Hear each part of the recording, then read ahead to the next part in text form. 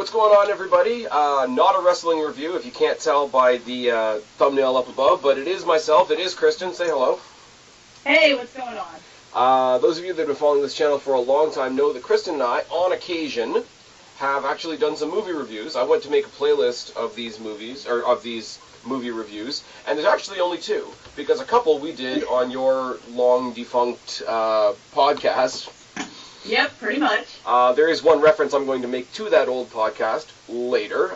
If you want to check out some previous movie reviews, we have done Black Panther. We have done 2 takes of a Captain America Civil War, that back when we were doing the YouTube Live stuff. That's a really shitty intro and a really long ramble to say we are here to talk about the MCU following Infinity War.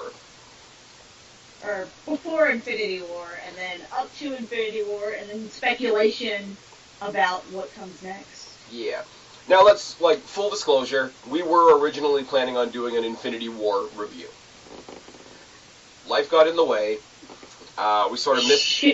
Shit happened, and then we waited too long, and we felt like it was not... It was past due. It's past due, yeah. So I had the brilliant idea, because I love talking for long periods of time, of taking a brief snapshot of the entire MCU so far. So what we're going to do, and admittedly, I will say this with my hand on my heart, I am stealing this idea a little bit from What Culture. Go check those guys out. They're pretty fucking great. They actually ranked all 19 MCU movies so far, up to and including Infinity War. We are not doing that. Nope. We're going to start with Iron Man. We're going to go straight chronologically through, and as you specified, chronologically by movie release, not by date of the events. So Captain America not by MCU timeline. No. So Captain America is not first. You know, Captain America can Although I annoyed Spaz, because technically the first 5 minutes of Thor is the first thing in the MCU. Because it's during Viking times. Right. I'm just saying, technically. I know. It's all good. So we're going to go over Black Panther and Civil War, 2 movies that we've already reviewed at length. So there will be a little bit... Black Panther's so good. I just watched it again. Sorry, we'll get to it when we get to it. We will. All stories got to start at the beginning. Iron Man 1. Iron Man 1, the reason why, I think the reason why everybody loves Iron Man 1 so much is because nobody thought it was going to do great. You have to remember, before the first Iron Man, superhero movies were not held in very high regards. They were all pretty bad. Minus Blade, especially comic book movies. Minus Blade? With the exception of Blade. Yeah, Blade is a Marvel universe. Oh, I know. Thing, No, I just think it's funny that you mentioned Blade, only because several rumors I've heard claim that there is a Blade Easter egg in Thor Ragnarok. So yeah, I heard that too. We can talk about that when we get to Ragnarok. I've not gone and looked or anything. With maybe the exception of Blade, which was popular but not super popular. Kind of thing. I think Blade, for the lack of a better term, and you're talking to me, I'm a big, huge fan of, outside of, Marvel and DC, I do like the whole, I don't know what you, there's one genre out there that consists of basically vampires, zombies, and werewolves. Monster flicks. So whatever you call those, I'm a big fan of that genre as well. I almost don't look at Blade as a superhero movie. I know it is technically, but I look at it's a comic book movie, I guess. Yeah, I look at it more in the lines of Underworld. I mean, Underworld is definitely an excuse to say Kate Beckinsale in a corset, which is never a bad thing. But I see Blade more in that regard than I do as a comic book movie. So when you think about dark superheroes, you got to go Batman, and then you've got Tony Stark. Is there right now a continuous character in movies better paired up with their actor than Robert Downey Jr. and Tony Stark? I don't think so. Marvel is really good, has been really good in almost all their movies pretty much all their movies. Let's not deal with the Netflix series, but... Hold on 1 second, keep talking.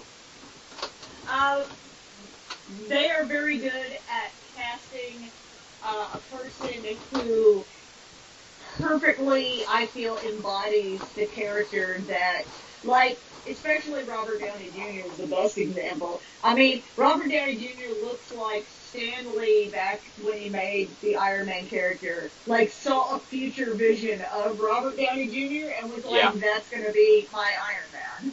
This is what he's going to look like. It's kind of funny, and I don't know how true this is because I've only heard it as a rumor, but apparently Stan Lee created Iron Man on a bet. I did not know that.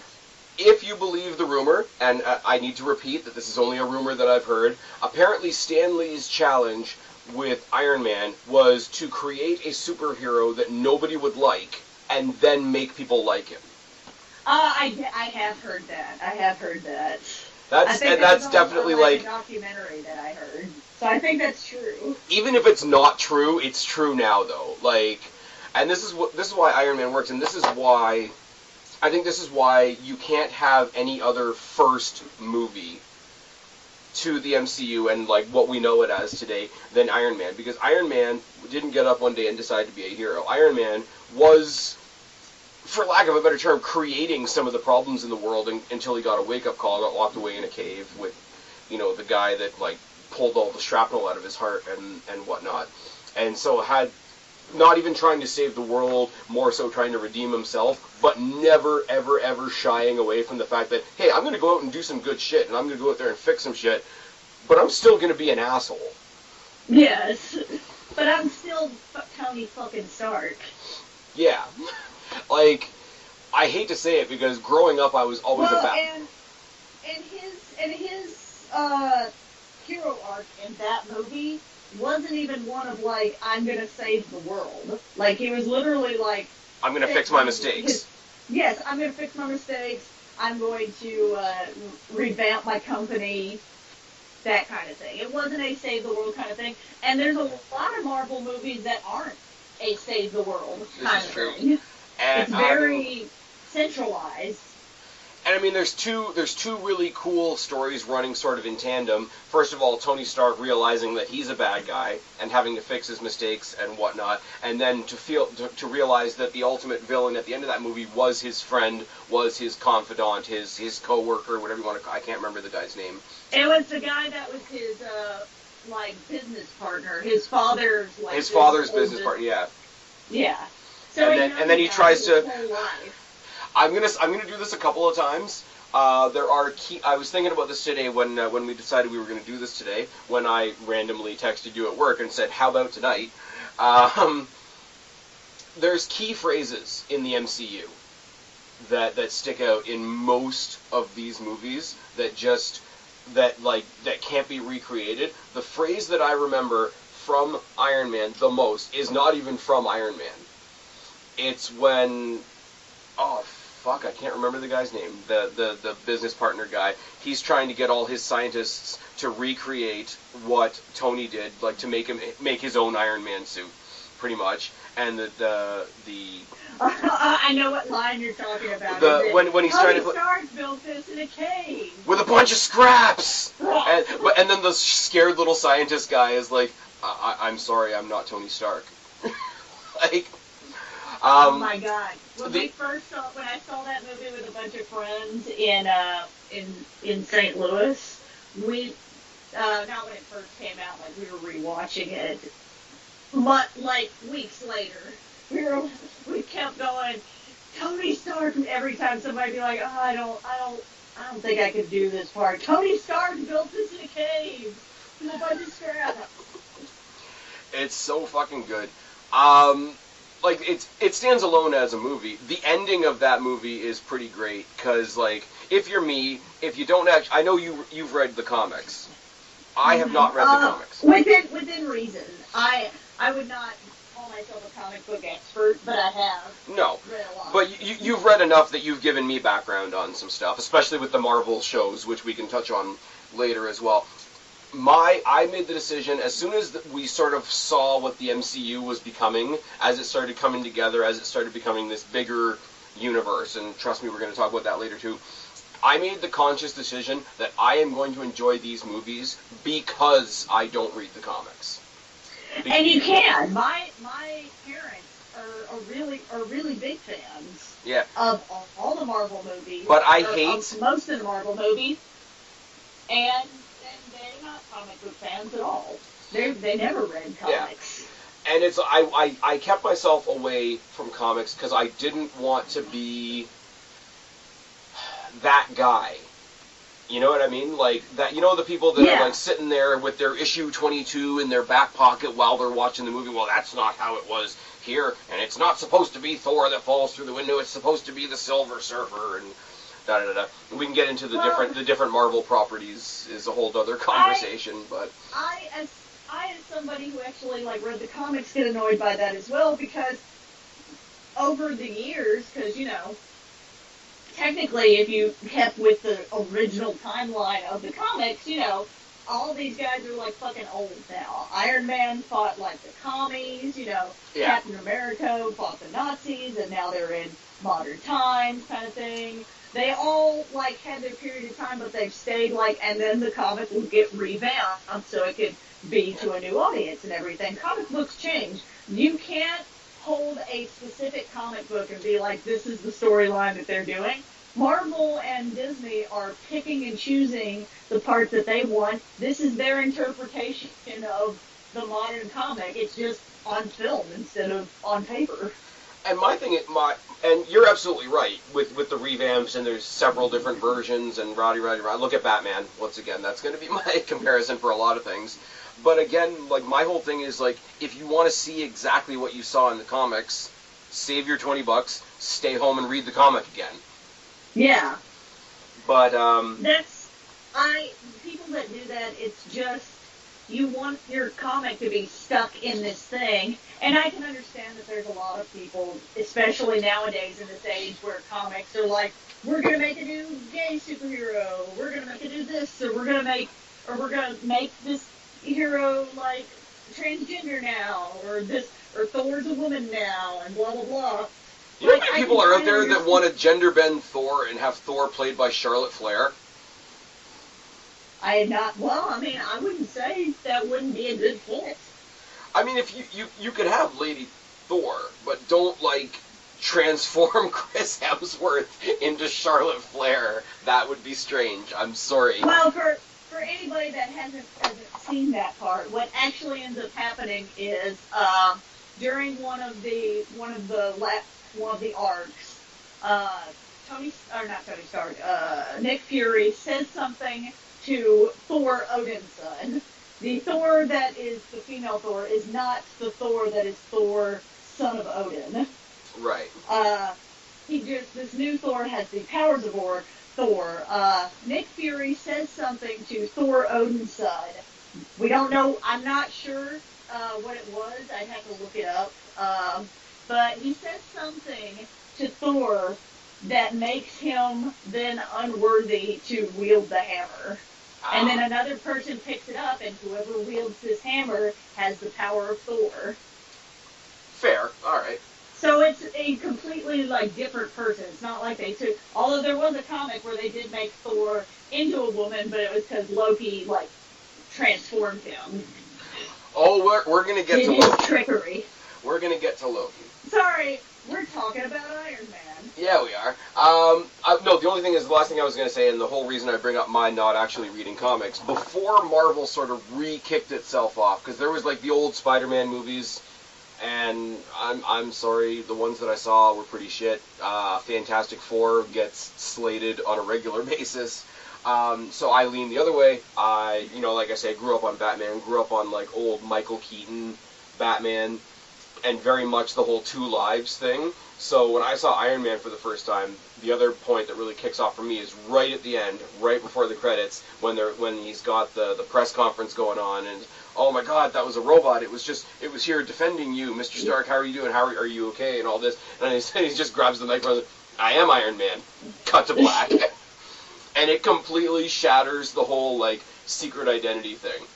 And I thought it was awesome because for me, it was, at the time watching it, it was just sort of a really ballsy, like, fuck tradition type thing. Positive or negative? Shattering the idea of the secret identity. Sorry, I'm pushing a bed back. All right then. In your opinion, positive or negative, shattering that whole like secret identity type of idea? Well, I mean, I'm going to be saying this a lot. It's going to sound annoying after a while. As somebody who saw the comics, that's just how Tony Stark is. He's so egotistical a character that everybody has to know that he's Iron Man. Because, like, he can't, not because he feels like they need to know, because he feels like he needs to be given credit for the good things. He's such an egotist. He loves to hear his name. But as we move through the MCU, as we follow the timeline and whatnot, by the end of it, and obviously it can be debated because I think maybe Ant-Man you could throw in there as well, but really there's only one that I can see that really has a secret identity, because everybody knows Cap, everybody knows, like, Thor is just Thor, like, that's a thing. Yeah, the only one I could really say would be that sort of maintains that real, true, like, two different lives thing is Spider-Man. Falcon has a secret identity. Okay, fair. Still. Hawkeye, not as much, because they were like secret agents, so until they... So even their regular everyday identities are secret. Yes. Let's see, I'm trying to think of anybody else. Ant-Man is a pretty good one. Vision has a secret identity, which we find out in Thor Ragnarok. In Thor Ragnarok? No, not Thor Ragnarok. Sorry, in Infinity War. But is that a secret identity, or is that him just trying to be, like, pulling a Mystique and just trying to be a little bit more normal? Technically, he kind of, Vision kind of pulls like a Superman. Have you seen Kill Bill, the first one? I've seen the Kill Bills once, and I can't remember a thing from them, I'm not going to lie. Okay, so there's a scene, it's the last movie in Kill Bill. The main bad guy, kind of, whose name I forget because it's been a while since I've seen the movies, but I do remember he's talking about how interested he is in Superman. How he's always liked Superman because Batman, has this, like, Batman has to, like, put on the suit and everything to become Batman. And Superman has to take the suit off. Yes, technically, Superman is Clark Kent's secret identity. Or is it the other way around? Clark Kent is Superman's secret identity. Yes, that's what I mean. I get that, yeah. Superman is who he is. The disguise is Clark Kent. And Thor's like that as well. Who was I comparing him to?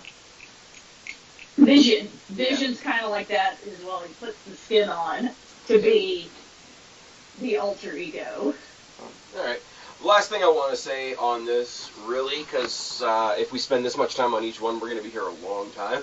Yes, exactly. Iron Man, it was kicked off, it was jump-started by Jon Favreau and Robert Downey Jr. They're like, let's make a go of this and whatever. And you can clearly, like, I love Jon Favreau's character. I love the happy character. It's fucking great. For somebody that was so integral to the creating of the movie to be in such, not a minor character, but a very, like, non-heroic role, it is fucking great. Happy's heroic. In his own way. He's babysitting Spider-Man. It's fine. I think because of what the MCU has become now, Iron Man, the first Iron Man, can't help but gain significance because it was sort of like, I'm going to be super metaphorical here, but it was the seed. If the seed didn't grow, we wouldn't have the forest now. So the more the MCU goes forward, the more reverence, I guess, we have for Iron Man, because it was the thing that really started it all. Well, and from what I remember, I could be wrong, from what I remember, there were plans to make like this whole like MCU expanded, but I don't think it was ever as big a plan until after they saw the success of like Iron Man, Cap, Captain America, Thor. That kind of, once they saw that people are digging this, people are liking this, and Iron Man started that. And like I said, Iron Man was helped by semi-low expectations because superhero movies and comic book movies have been mostly crap by that point. Well, so, as I keep going back to, and you know, we're going to talk about being repetitive a lot, but like growing up, again, I go back to the Batman example. Like, I love Batman, some of them more than others, obviously, but how many different reimaginings and revamps and recastings and retellings of the story did Batman go through in a very short period of time, to the point where there's no consistency, there's nothing to grab onto. I'm going to sit in this one movie for however long it is, but like, it's not going to be what I see next time. Yeah. This blew that out of the water. And like I say, it's the whole like anti-reverence thing. Like, Stark's a complete dick, but he's a complete dick that we can all kind of relate to. Not that we're all rich, but it's like, yeah, if I was that rich, I'd probably be that cocky too. If I could turn myself into a big robot that could stop some fucking nukes and blow up some terrorists, I would probably have a chip on my shoulder too. Like, he's a much more accessible hero than Batman or Superman, or we're going to talk about Cap in a bit. But I think he's for somebody that's so out there and extravagant, he's a very accessible hero. Well, and I'll talk about it a bit later. Let's move on to the next movie, and then because it's a running theme for all of Marvel and to DC. Yeah. Next one is really sort of like the bastard child, I guess you could say, of the MCU, because it's not even the Hulk we know anymore, but Hulk, Edward Norton. This is probably one of the least liked of all the movies. Yeah. I think there was more than one. I mean, I know there's the scene at the end where Stark's kind of like, we're getting a team together, but I think Hulk got a little bit of fatigue.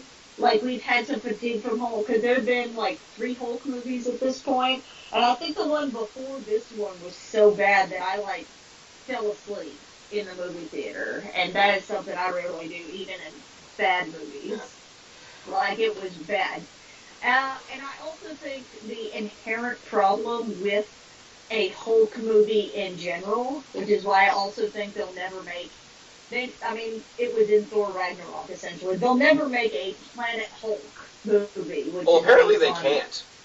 Apparently there's some really weird, like, property angle on that particular character, where after they made the Hulk with Edward Norton, they can't make a Hulk standalone. Like, they can have Hulk in the movies, but they can't make a Hulk movie. That's why he has such a big story arc in so many other of the franchise movies, is because he'll never have his own movie.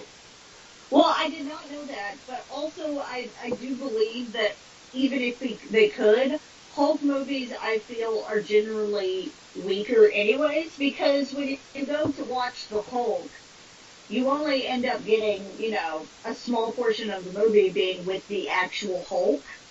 Right. And most of it is about Bruce Banner. Even in Thor Ragnarok. Yeah. Small portion of the Hulk, a lot of Bruce, and then he came down to Bruce Banner, and then small portion of Hulk at the end, kind of thing. Yeah. Well, the thing is, like, the problem that you have with Hulk... It has to be CGI'd.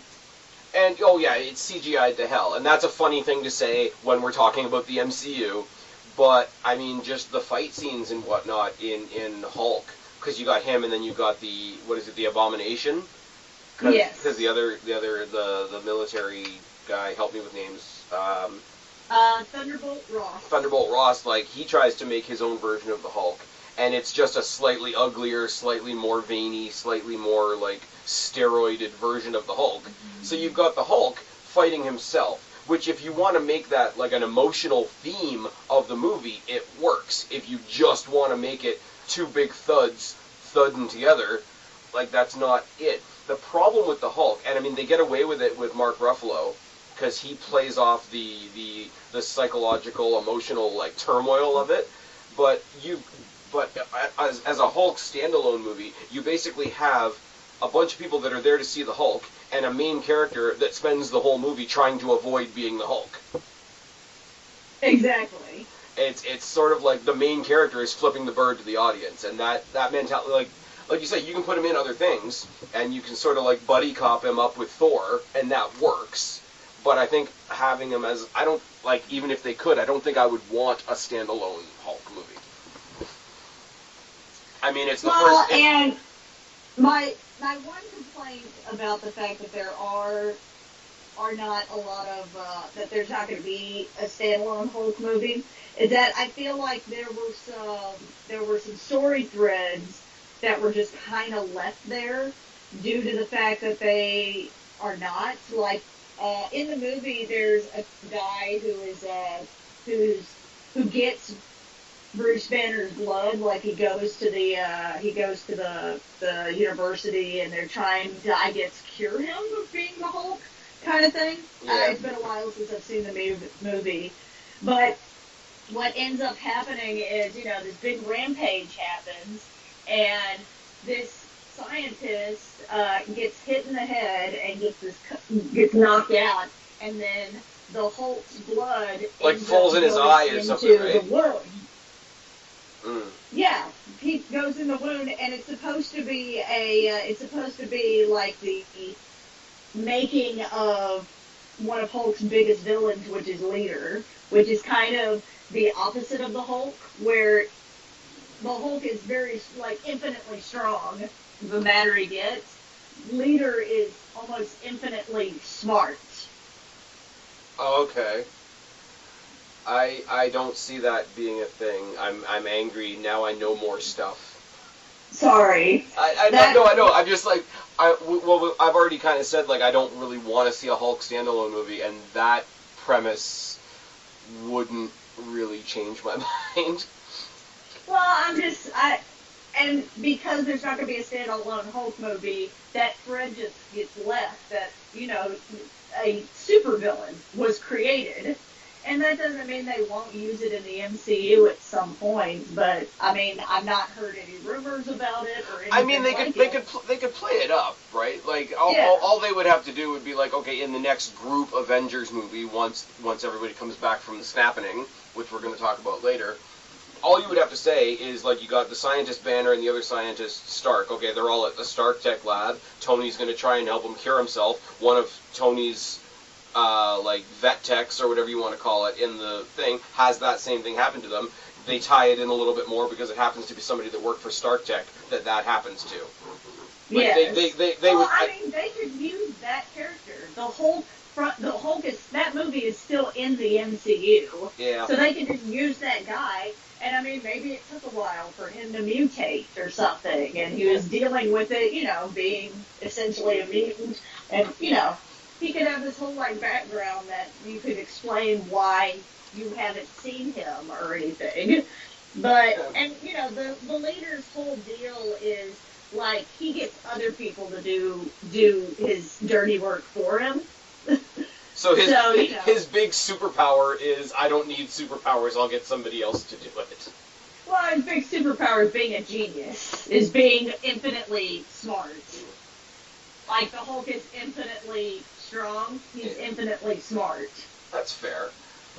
Anyways, I mean the only real thing that we get from this, as far as building the MCU, is you got the scene with Stark at the end, where he's like, hey, I'm building the team. Yeah. And that's about it. It's like, you just threw Robert Downey Jr. in there for 2 seconds to be like, yeah, this is part of this other fun thing we're doing. Well, and you got General Ross, who is, who does pop up later on, that's true. Yes.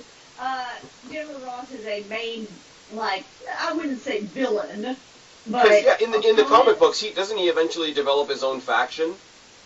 Well, in the comic book, he eventually mutates himself. He becomes what's known as the Red Hulk.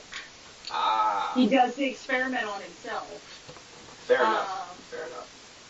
I think it's funny that, like, every time a proper channel, like, my channel is just for fun, obviously, but when a proper channel, it's like, every single review I've ever seen, it's like, they feel the need to point out that Ross is different than the Ross that ends up in Wakanda that we're going to talk about later on, and it's like, yeah, one of them is a super old dude, and the other one's played by fucking, like, Bilbo. So, yes, like, that is also a thing. Or should I say Bilbo, or should I say Watson? There are plenty of people with the same last name that aren't related, guys. Black Panther, Black Widow, same first name. They're not related. Exactly. That was really terrible. Dumb. That was a terrible joke to end our review of Hulk. The other thing I will say, we talked about, like, as things go on, how they develop. Iron Man, like I said before, you get more and more of a sense of reverence, a sense of beginning when you watch Iron Man. The more we go into the MCU, the more we get spoiled with Mark Ruffalo's version of the Hulk and version of Banner. I think absolutely destroys Edward Norton. Well, and another reason Edward Norton was not in later versions is because they were trying to trim down the budget. And Edward Norton, Academy Award winner, more expensive. And they've already, from what I remember at the very beginning, I don't know if that moves on to these Phase 2 and Phase 3 movies, but like Robert Downey Jr., like, he negotiates for his contract, I think, every movie he's in. Yeah. Whereas the others got paid, like, they signed a contract for a certain amount of movies. Right. I mean, I'm sorry. Like, I know there's, like, storylines and shit coming up and people saying that Robert Downey Jr. doesn't want to do any more Iron Man movies or that he might even pass the mantle on. The MCU, if Robert Downey Jr. leaves, is going to be like the X-Men without Hugh Jackman. Like, I mean, we'll see. It would have to be really good how they send Iron Man off. Like, I have faith in how Marvel would do it if somebody decided to leave. Oh no, I have faith that Marvel will continue, and I'm not saying that they are going to do bad without him. I'm saying him not being there is a fucking big hole. And if they it would definitely be lacking on the Avenger movie department, but individual movies, I don't think would suffer.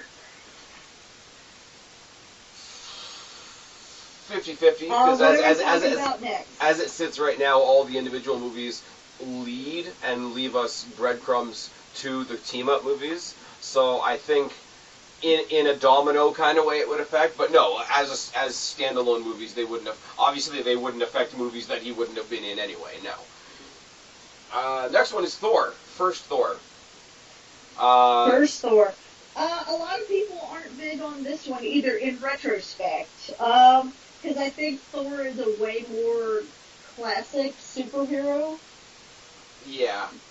He's a very stiff character. Yes, it's in very the first stiff. one. It's very like not romance. It's very like, kind of the romantic version of what you believe a superhero is. It's this big, strong guy. It's almost like he's a Greek god or something. Yeah, it's almost like he's a Greek god or something. we get what's her name? The girl that he sort of meets up with in Thor. And I'm saying Jane Foster. Yeah. And the thing is, the reason I can't remember her name is because I don't particularly like her as a character, but I like her friend, the one that's played by Kat Dennings, because I'm a huge fan of Kat Dennings, and I think she's incredibly underrated as a backup character. The robot things are kind of stupid. We get introduced to Thor, we get introduced to Loki. We get introduced to, coming from, okay, Iron Man was a lot of tech, but it was still humans fighting each other. Hulk we're getting into a little bit of science fiction, a little monster movie type stuff, but we're still on Earth. Thor is the first one that sort of introduces us to the fact that there are other realms out there, introduces us to, Asgard and the whole, like, Odin, Thor, Loki, that whole, like, family tree, and basically family squabble spills out onto Earth with the really, really stupid robots. A family squabble of these deity-like people. Yeah. I like, what the hell's his name? Anthony Hopkins as Odin. Yes. It is another one. Again, Marvel's casting choices are always very, very good, with the exception of maybe the Netflix ones. And even then, I think only, like, Iron Fist was the worst choice they made. And he still isn't terrible, he's just not great. Jessica Jones, though. I like the casting for Jessica Jones. Jessica Jones, if they were ever, and I know a lot of people say Luke Cage, if they're ever going to cross over one of the Netflix characters onto the big screen, I know it wouldn't make much sense because there's other powers involved with other people. I really want to see Kristen Ritter's Jessica Jones character in a movie. I would. Because again, like I talk about Tony Stark sort of being a related, accessible, grounded type of character that we can sort of identify with from a distance. Kristen Ritter and the way she plays Jessica Jones is like somebody I could actually sit down and have a beer with. Literally, because she's drinking all the time. Because she's a fucking alcoholic with superpowers. And she's kind of like me in the sense of, okay, this is the world, it sucks, this is the people in the world, most of them suck, let's get through this. Yep. So, Thor. Thor, it's a good introduction. It's a good introduction, but a lot of people, it's a very classic superhero thing, so it's not taking very many risks. It's pretty flat. Obviously, but I still really like the Thor movie. I do. Oh no, I don't. Not to say that I don't like it. It's just, the more we go on, I'm not putting it in the same category as Hulk, but it's harder to get excited about it. It's in the middle. It's in the middle. It's in the middle. It's harder to get excited about, and the more extravagant they get going forward, because I have a feeling they're just going to get more extravagant going forward, the more this is going to lose its luster. It's still a solid movie, bit of fun. Like I say, they're not tying too many strings together just yet. It's not too complex, sort of. But yeah, well, Thor showing up on Earth saying like, "Hey, my brother's a dick. Sorry about this."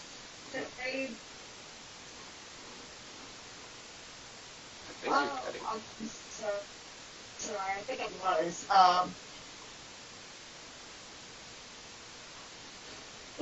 I'm lagging or not. You're definitely cutting. Ooh, great. This is going to be fun, guys. There we go. We're back. Okay.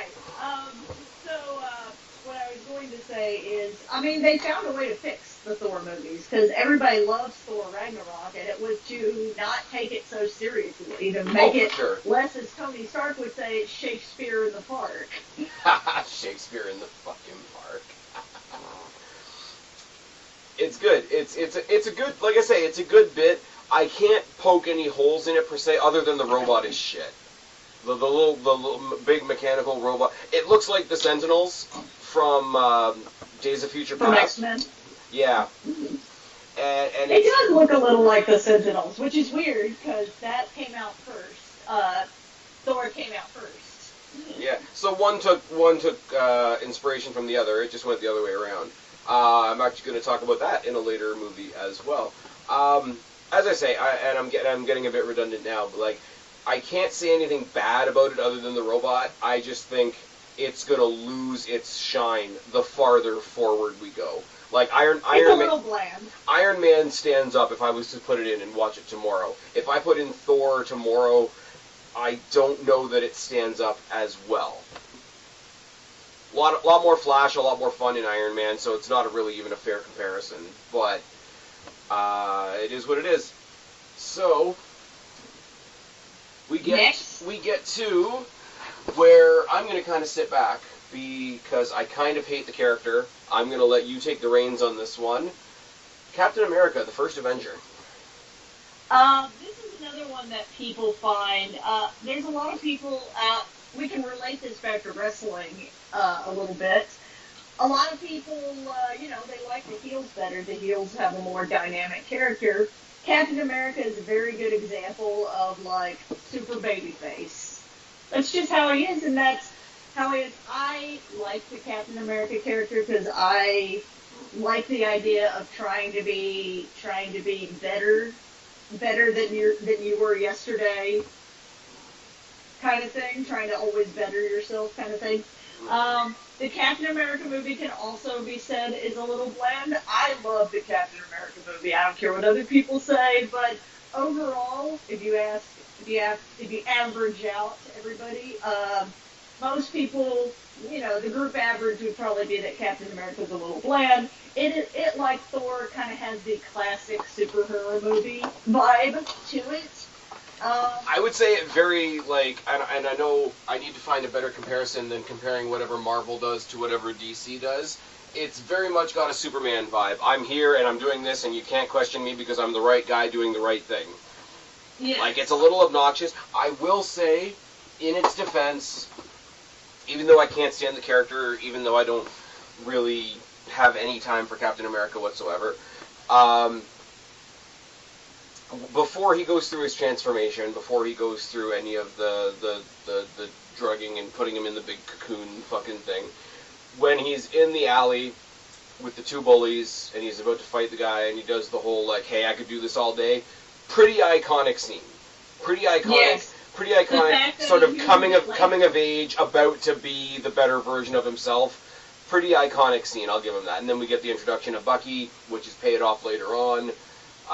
And then basically after that, it just becomes a war movie. It becomes a war movie with a really animated leader on the other side. And I was trying to think. Like I said, I like the idea that and Captain America, the character to me, why I like Captain America, is the fact that I don't know that he plays it as, I'm the good guy, don't question me kind of thing. I think he's constantly questioning if what he's doing is the right thing, and he wants to do the right thing. And he always kind of goes, well, I believe I can only do what I believe is the right thing. What I believe is the good, what I believe is the right thing to do.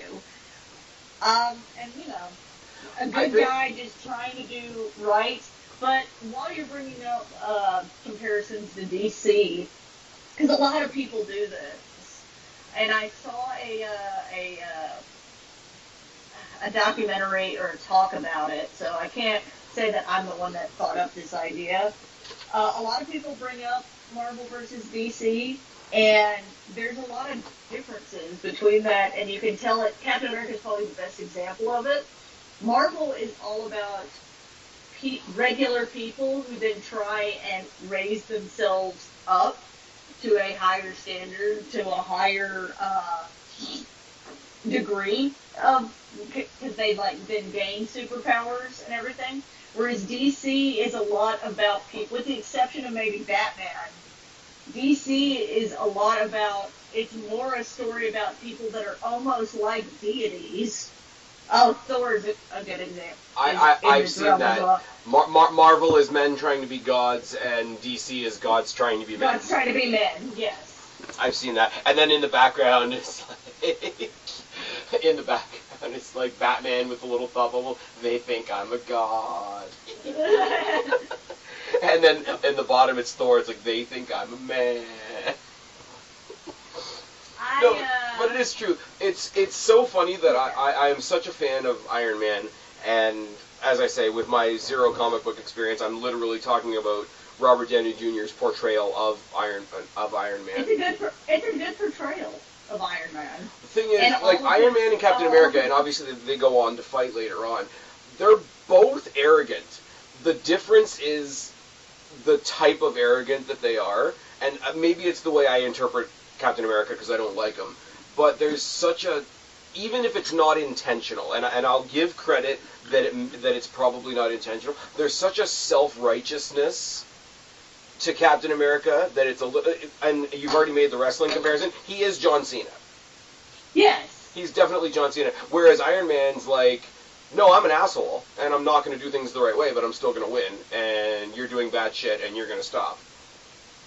Where, again, obviously, as human beings, we all want to do the right thing, but the whole idea that we're going to do the right thing regardless, and I mean, we see Cap sort of stray from that later on, we're going to talk about it later on, He does. He does change. He does kind of. He kind of makes this turn to where I can only do what I think is right. Yeah. But he doesn't put it. He doesn't try and put it on anybody else. He's like, "This is my shit. This is what I'm doing. No, exactly. I am going to. I can only do what I think is right." All right. But that doesn't mean he is right. Right. Depending on depending on your perspective. And I believe... Oh, no, we should have said in Thor. Thor, I believe, is the first time we see... Fuck's his name? Coulson. Yes. Thor is the first time we see Thor. Agent We see Coulson in Thor representing S.H.I.E.L.D. When they discover the hammer in the desert and all that sort of thing. Which leads us to the first...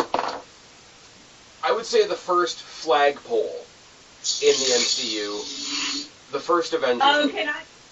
Before we move on from Captain America, can I just talk about one scene that my dad especially loves, that I also love? Sure. The Star-Spangled Man with the Plan. What? Are you talking about the Star-Spangled Man with the Plan? No, but that's funny.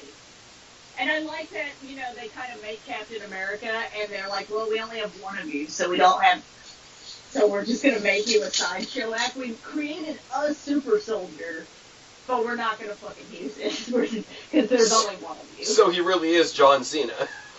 Yes.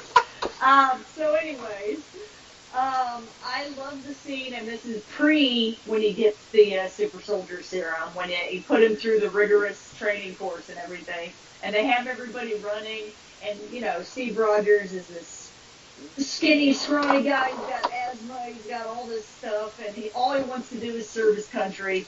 He finally gets a chance. He's in this program where they're going to select who's going to essentially become Captain America at that point. And they're running down, and he is in the way back.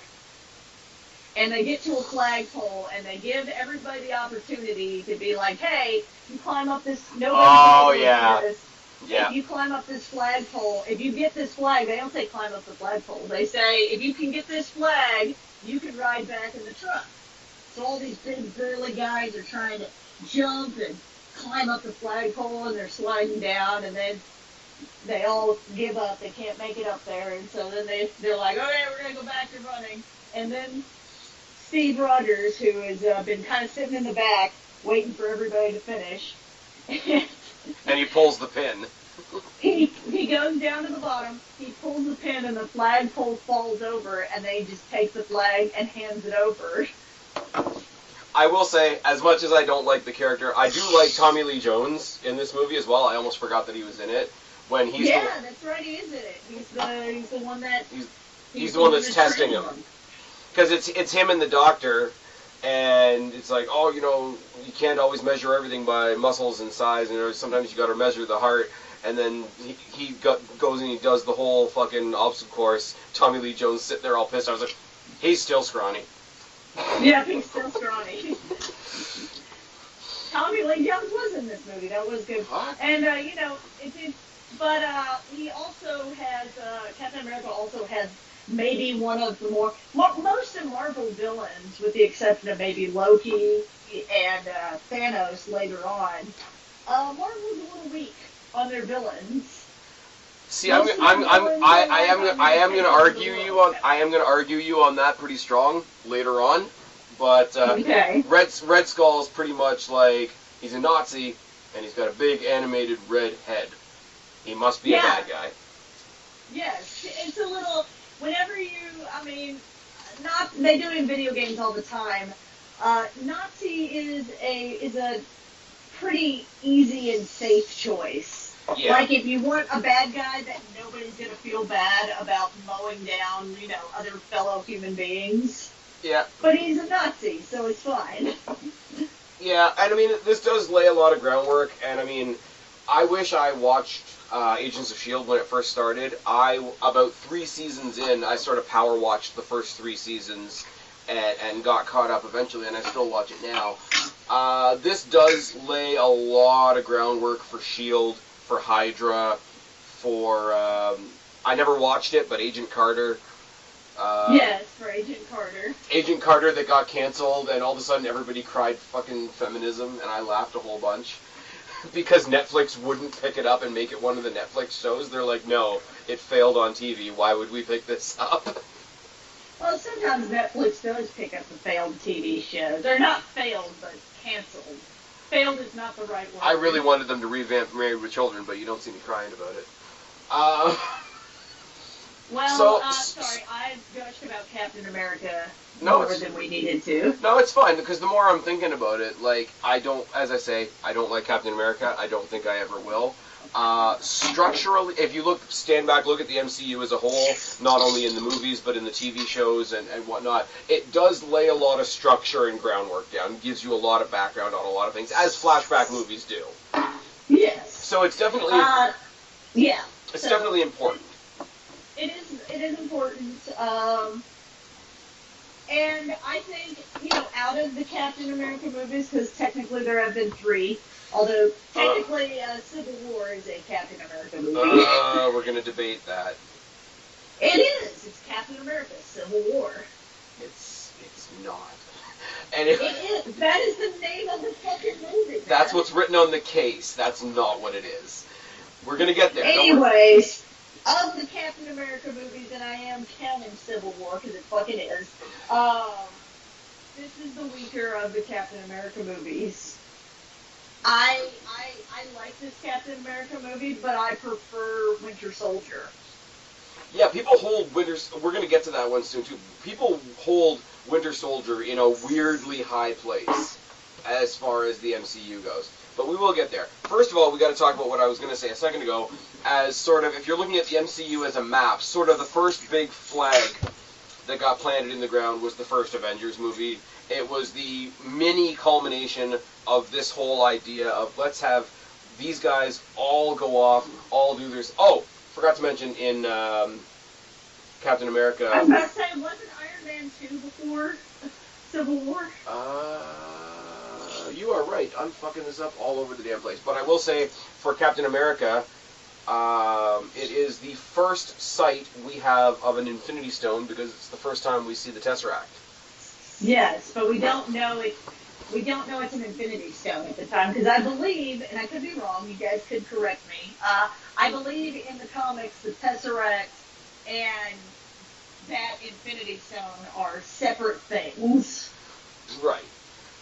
But, I mean, it's the first sort of, like, big MacGuffin thing. Like, everything else is sort of like Iron Man has his weapons, and they're bad, and we're going to get rid of them. Hulk has his science, and it goes bad, and whatever. Thor is from another planet, and that's enough. Captain America is a flashback, and it's a war movie, and he got himself jacked up on juice. That's enough.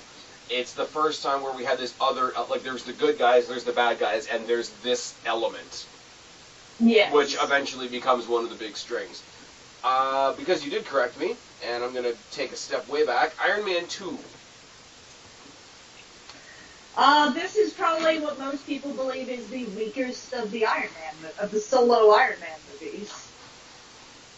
I like, what's his name? I like the movie, but I think if you averaged out people's responses, I think it ends up being the weaker of Mickey Rourke's Whiplash character is a little weird.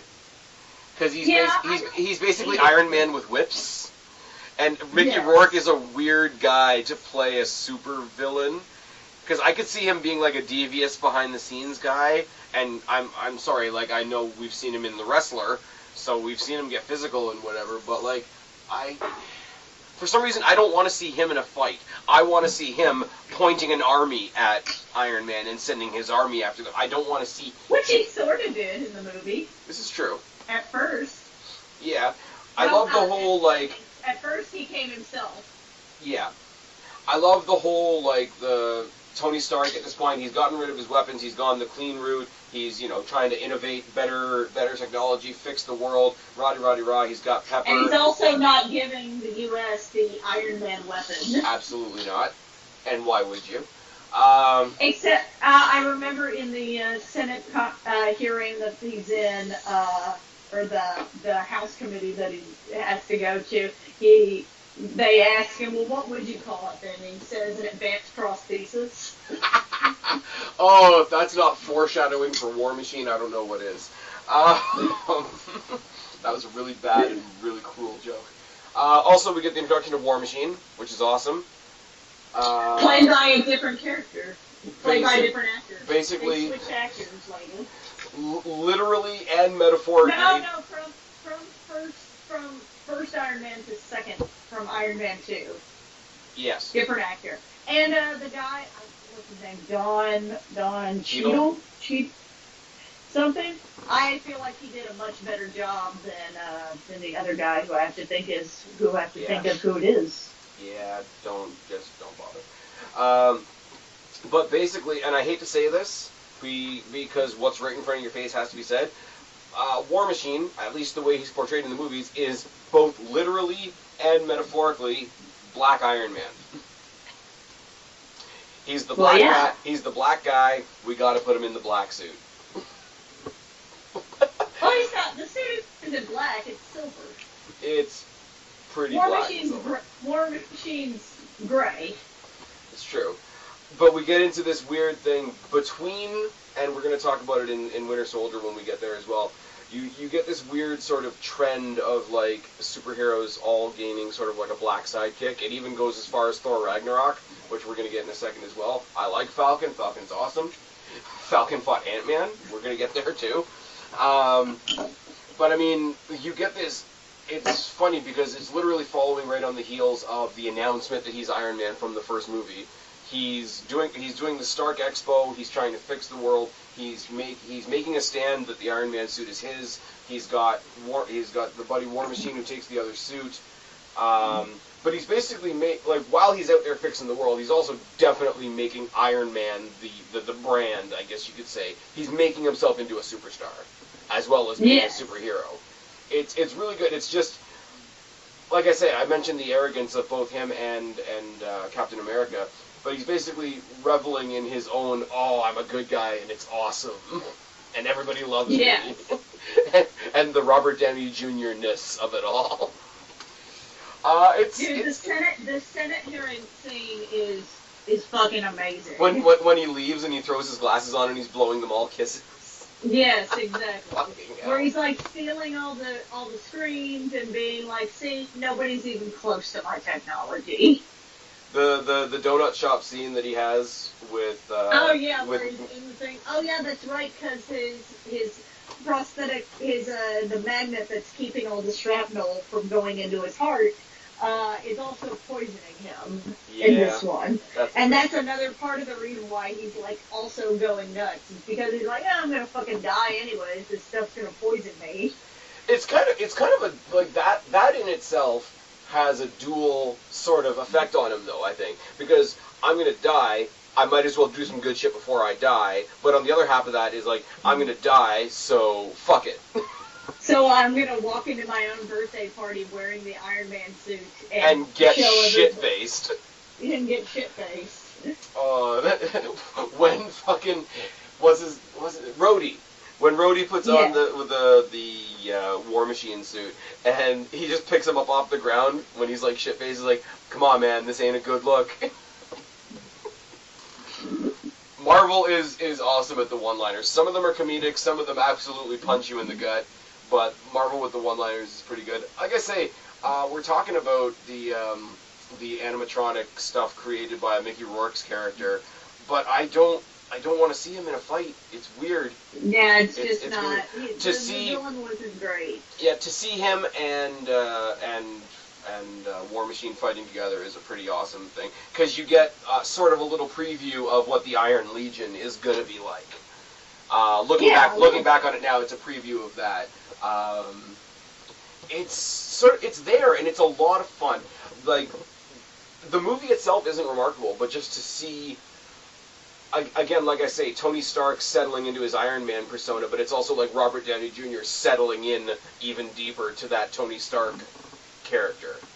And that's pretty much what you get. It's a lot of fun. It's him being an asshole, surviving against a pretty subpar villain, to be real. Now, for the third time, I'm going to try and say this before I fuck it up again. The first flagpole in the MCU, the one that really showed us what the continuous universe really means, let's get the band together. First Avengers movie.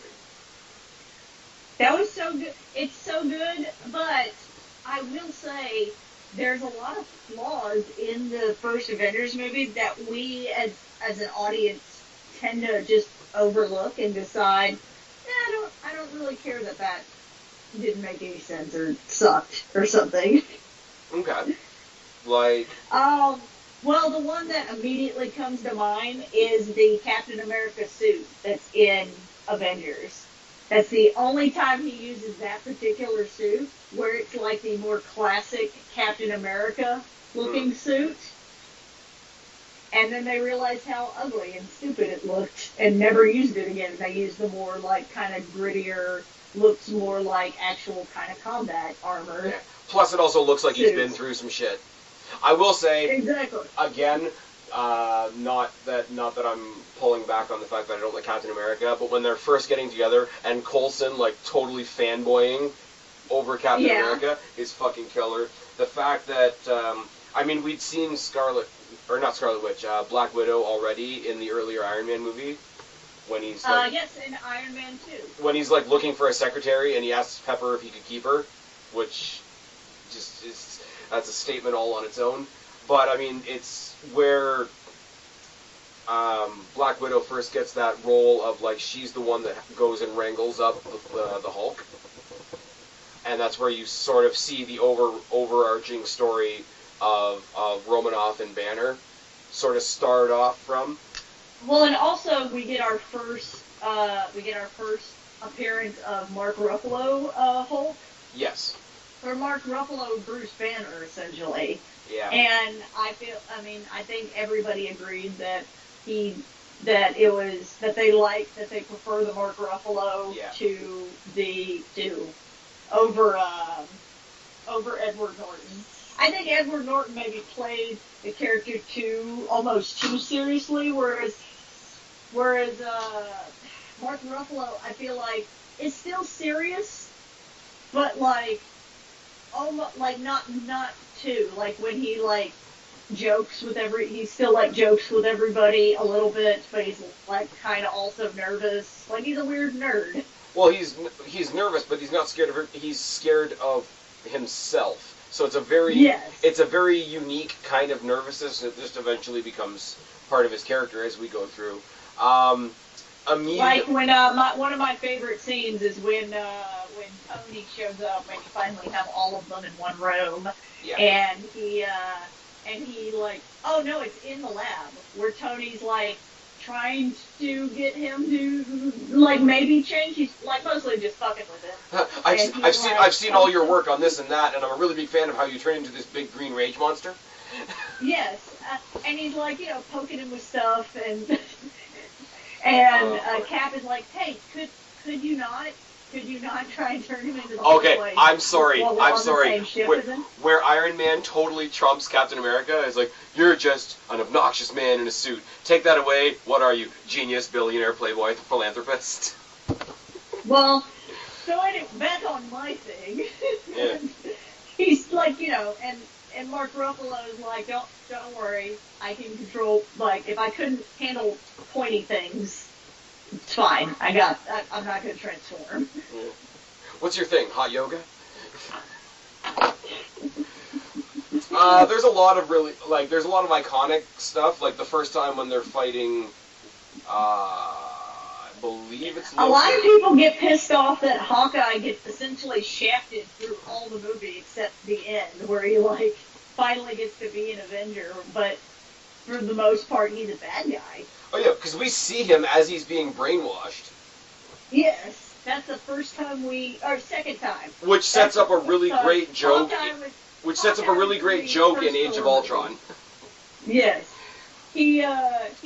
Hawkeye is in the first Thor movie. We forgot to mention that, and he has he has a very, very small role, but it's like the best small role he could have had. What is he in the Hulk? I can't even remember. He's not in the Hulk. He's in Thor. Okay. He's in Thor. He's in Thor, and Thor's like fighting all these guys trying to get to the hammer, and Hawkeye like gets up there and he's like, I need some guns in the air. I need somebody up high. Hawkeye gets in a little mess. He grabs his bow. He gets up there, and Thor's just mowing through these guys, and he's like, "So do you want me to do something about this, or what? Because I'm starting to root for this guy." Nice. I didn't even remember that. That's a little shitty. I loved it. It's very good Hawkeye scene. Yeah, but it's just got like, and this is where we get the beginning of like, not to be an asshole, but there's like the 4 Avengers and the 2 tag-alongs. Because, yes, I'm sorry. The 4 Avengers and the 2 spies. The 4 Avengers and the 2 tag-alongs. I mean, they've done a little bit better later on trying to, like, sort of bolster up their importance and whatever. But it really does, it's like, okay, you do this, you do this, you do this, you do this, and you've got the bow and arrow, and you're just angry and such. There is a bit that Patton Oswalt does where he talks about, like, I'm just going to go into a little bit of a thing. He's talking about the Bible and everything. He's talking about how Jesus has all these, like, weird superpowers in the Bible. Like, he can make, but if he was joining a superhero team, he'd be very humble about it. He wouldn't be like, I can bring people back from the dead. Boom. I can cure the blind. Boom. Jesus would kind of be like, well, there's one time when there was a lot of people and we didn't have but a few loaves of bread and a few fish, and then, we had enough food. I was able to get everybody enough food. And they're like, he's not going to be joining, like, the X-Men. He's like, they're like, you remember that time we were fighting Magneto and we needed a whole bunch of sandwiches? Yeah, me neither. We're going to go ahead and pass, Jesus, but, try the Avengers. They'll take anybody. They have a guy with, like, a bow and arrow on there. There's a great thing, I don't know how many people watch it on YouTube. There's a YouTuber called CinemaSins, and they basically take the piss out of movies, and it's great.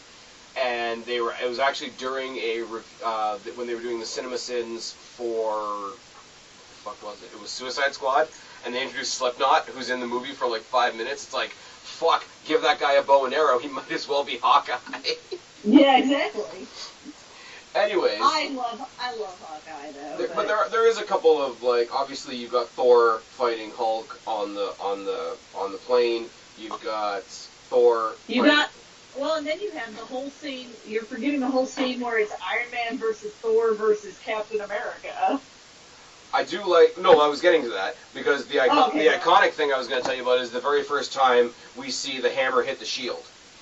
And it sort of flattens all the forest all the way around it. Because they do definitely carry that idea through a couple of other movies. They end up using it collectively as a weapon in Ultron, I think.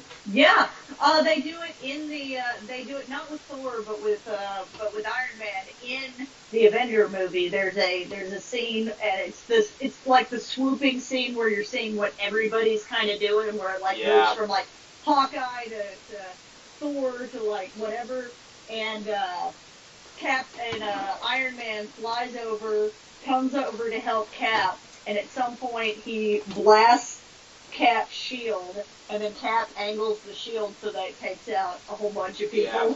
For anybody that is caught up on season 2 of Luke Cage, they do a really cheesy version of that in season 2 of Luke Cage.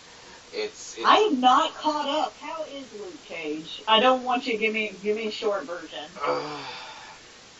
It's good. It's less superhero-y, if that makes sense. It's very much with the Harlem gang lifestyle and all that sort of thing, the different cultures clashing. I swear to God, and somebody is going to call me racist in the comment section, I don't care. If you want to hear any of the villains in Season 2, put your subtitles on. Because the accents are so fucking thick. And I'm not making fun of anybody but myself, but I sat there and I tried to watch it and tried to make out what people were saying, because villains monologue, it's what they do, but I need to know what you're saying. So between, like, the patterns of speech compiled with, a lot of low and high talking and compiled with some really, really heavy accents, it's a bit of a struggle. The end, I'm not going to say, the end is very strange. I didn't see it coming. I'm very intrigued now. They do hint at sort of like the Heroes for Hire thing, which again I don't read the comics. I barely know that that's a thing, but they just barely touched on it. I like what they did with the Misty Knight character. I'm not sure about what they did with the Night Nurse character, but it is what it is. Okay, sorry. Back to Avengers. Anyways, Avengers. What it did for the rest of the MCU is almost more important than what happens in the movie. It just sort of gave us that first little, okay, these 4 things are happening all over the place, and here we've pulled them together. It gave us our payoff. It gave us the payoff. It gave us, you know, all that build up from all the other movie, all these like end of credit scenes where like they're like, oh, we're gonna do the Avengers kind of thing. It was finally the payoff. So it was more about, unless the movie was just absolute like garbage, which I don't think it was going to be with how, you know, good to great the other ones were. Yeah. I think it still would have been a huge success. It's as I say though, like structurally, even if it had been crap, it wasn't crap. I like it. Yes. And you definitely have those like superhero still shots, like when they're about to fight and they all pose as a group and it's all pretty and wonderful.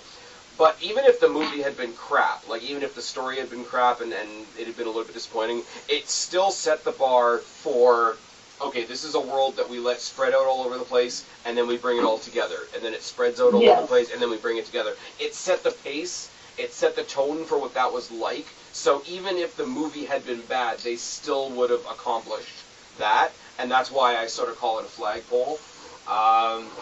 It's kind of funny, too, and I'm going to say this about another movie later on, but they didn't really have to create a villain, because they basically rolled the Thor story. They basically rolled Thor's story into this next movie, where it's like, here's all these other people that are now dealing with Thor's problem, and then Thor jumps in. Because they get all the Avengers together, and they don't gather Thor. Thor finds them as they're fighting Loki.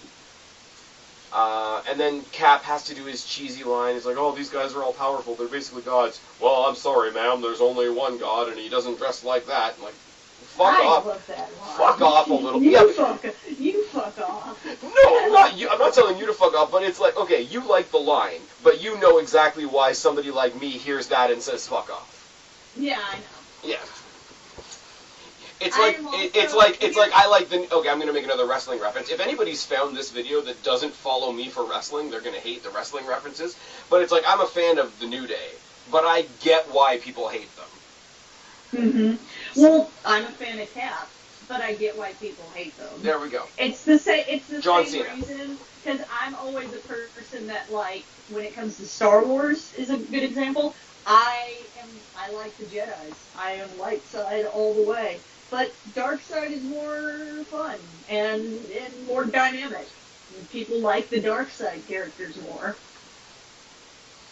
Okay, we're getting into interesting territory now, unless you have anything else to say about the Avengers. No, Avengers is good, and it was payoff. Unless it was absolute dog shit, I think it was going to be really, really good payoff. And it made really the movie industry stand up and take notice of, we can do these movies that all like don't have to be each movie that they could do different things and then come together into something bigger. And everybody's been trying to replicate that. Well, DC's trying. I mean, I enjoy what DC is doing, but they're playing catch up for sure. Yes. Everybody's playing catch up at this point. I just there's another weird thing, and I just like. Okay, full disclosure, as we're going down, as I'm trying to remember titles, I'm literally just looking at the movies on my shelf. Do you think it affects our opinions of the characters in Avengers at all that Iron Man is the only one that had 2 full feature-length movies before they came together? So we had twice as much exposure to that character than any other character. I don't, because I feel like a lot of what happened in Iron Man 2, other than, you know, with some exception, was a lot of what he dealt with in Iron Man 1. that he is kind of his own biggest enemy kind of thing, and that most of the Iron Man things are him dealing with his own problems, and then there's this villain here kind of thing. Yeah. So I feel like it dealt with the same or very similar themes. So it's not that he got more fleshing out. He got like a little bit more fleshing out, but I wouldn't say that much more than the other heroes. Okay, fair enough. I'm just saying, like, not so much that the character was developed more. I think literally, as far as like minutes on our eyeballs, we had more exposure to that character than the other ones. And like we've said, Hulk was pretty, and this wasn't even really the Hulk that we knew from the other movie. So it's disproportionate our exposure going into it. But it's not Captain America. Avengers sort of serves as our reintroduction to the Hulk. So it does that low-key behind the scenes as well. So, speaking of Iron Man, move on to Iron Man 3, which is sort of an interesting... You can either look at the premise of it and be like, okay, that's kind of neat, kind of interesting, or you can be like, that's kind of shit. The whole idea of the Mandarin, and then the twist at the end where the Mandarin is literally just an actor who's like getting drunk with some girls at some fake palace. A lot of people were pissed about that, because in the comics, like, you know, the Mandarin is a pretty big deal. I didn't mind it, because I feel like, again, the Iron Man movies are more about Tony Stark dealing with his own shit, and then there's also a villain. It does kind of get a bit old, though, with Iron Man, and I'm saying this while I say that Iron Man is my favorite character. But basically, Iron Man 1, he's sort of fixing shit that he helped create. Iron Man 2, he's dealing with a vendetta from somebody who lost somebody because of the shit that Iron Man used to be involved in. This one, he's dealing with a guy that he dealt with in the past, and he was kind of a dick to, who's now coming back for revenge. So you get this sort of repetitive idea that, you know, Tony Stark is his own worst enemy. Well, Tony Stark is his own worst enemy, or we're just going to keep see his past, keep biting him in the ass. Like, there's only so many times that somebody can pop up and say, hey, you used to be an asshole. 50-50 on that. The dude that comes back and he wanted Tony to get involved in his science or whatever, comes in, starts creeping on Pepper. You got the whole thing with Happy trying to figure out how to FaceTime with Tony because he's the new head of security, which is fucking great. And he's like, Pepper's in there in the office with him, and he's showing him her big brain. And I'm like, no, man. And Marvel loves them some holograms. Let's just put that out there, especially when they're anything with Tony and the tech, and later on you get into like Shuri stuff as well. But anything that can be a hologram is a hologram. They put Star Wars to shame.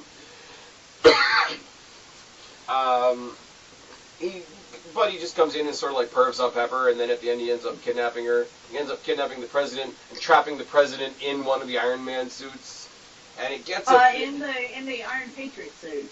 He traps him in the old War Machine. They rebrand War Machine in this movie. Oh, yeah, they try to make him like... This is the one where he's Iron Patriot.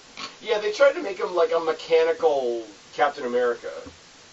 And yes, exactly. It's again, and I roll my eyes at that. Well, and I mean, that was the point. And you're supposed to roll your eyes on it. You're supposed to think, well, that's stupid. And then you find out that friggin' Rhodey's password for everything is War Machine rocks with an X.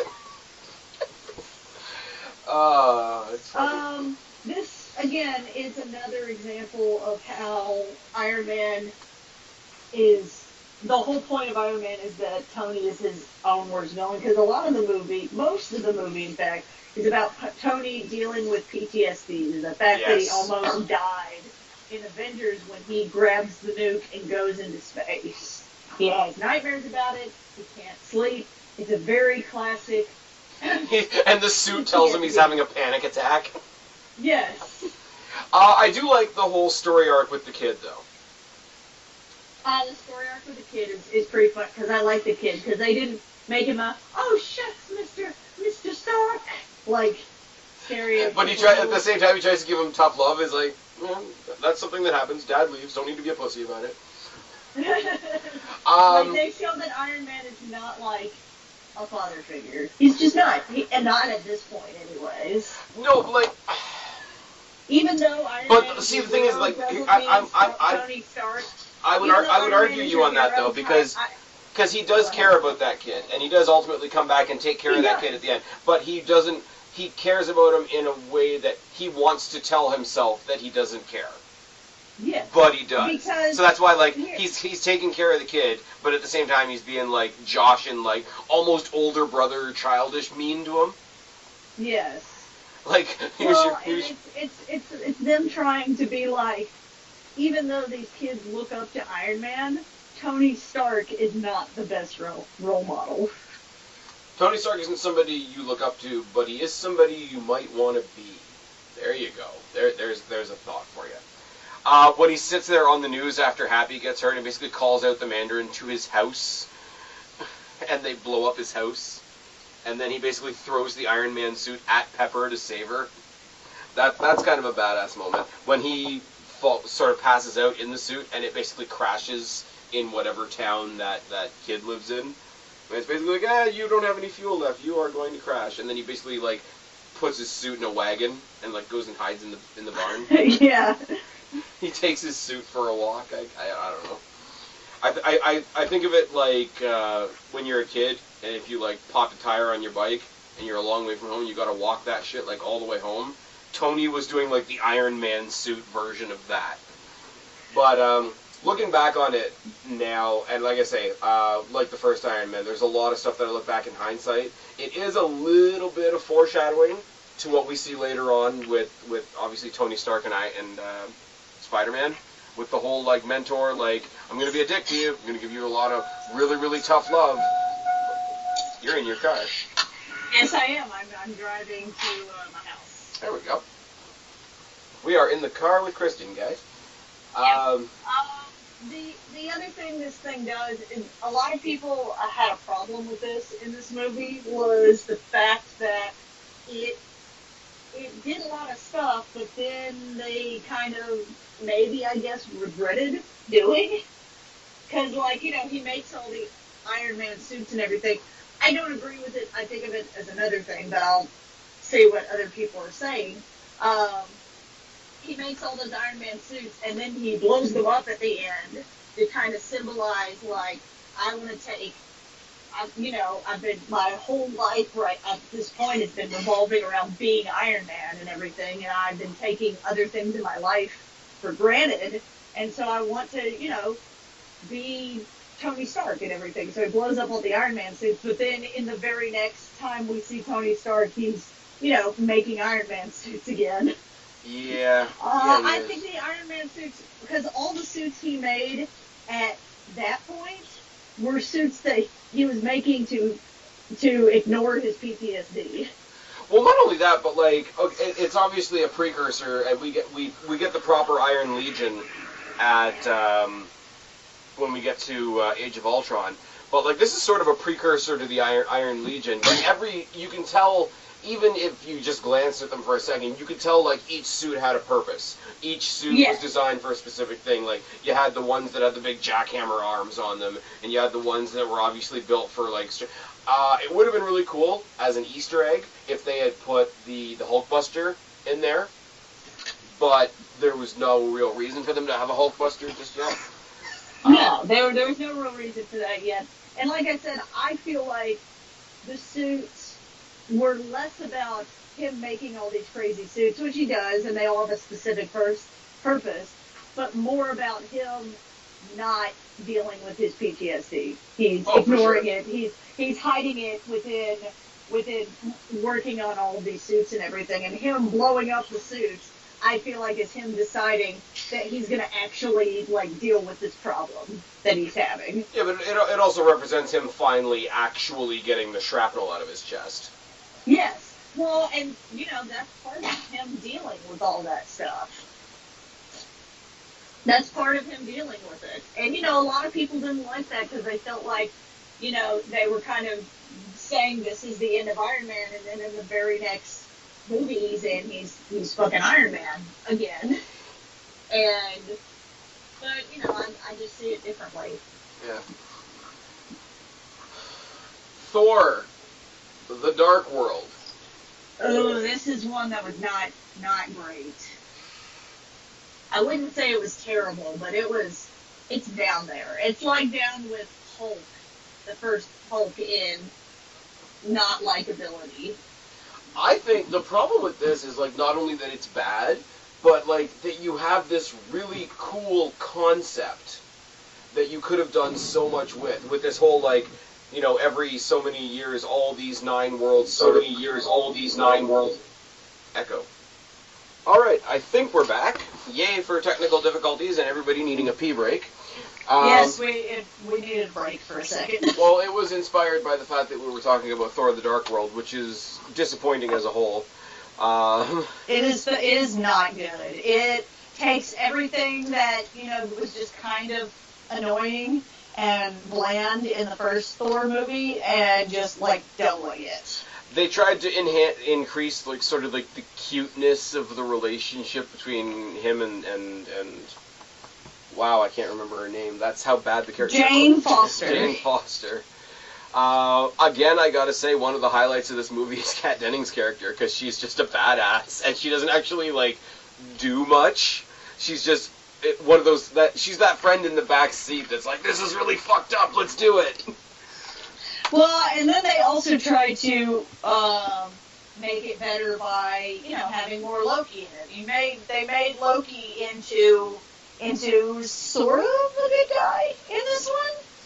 This is the thing, and this is where this is the one where Thor's mom dies. Yes, this is the one where the Dark Elves or whatever that are trying to get. Oh, this is the Ether. This is I believe This is the red Infinity Stone. Second Infinity Stone. The reality stone. They kill his mom, and this is where you sort of sow the seeds of, like, you know, you talked before about, like, Marvel doesn't have great villains, which I'm going to disagree with a whole bunch. Even if I go back and watch these old movies now, I don't count Loki as a villain. Because he doesn't want to fuck people up, he just wants stuff. He came to Earth because he wanted Earth. He went back to Asgard because he wanted the throne. He wanted the Tesseract because the Tesseract was powerful. Like, he's a bad guy, but he's not a villain. You know what I mean?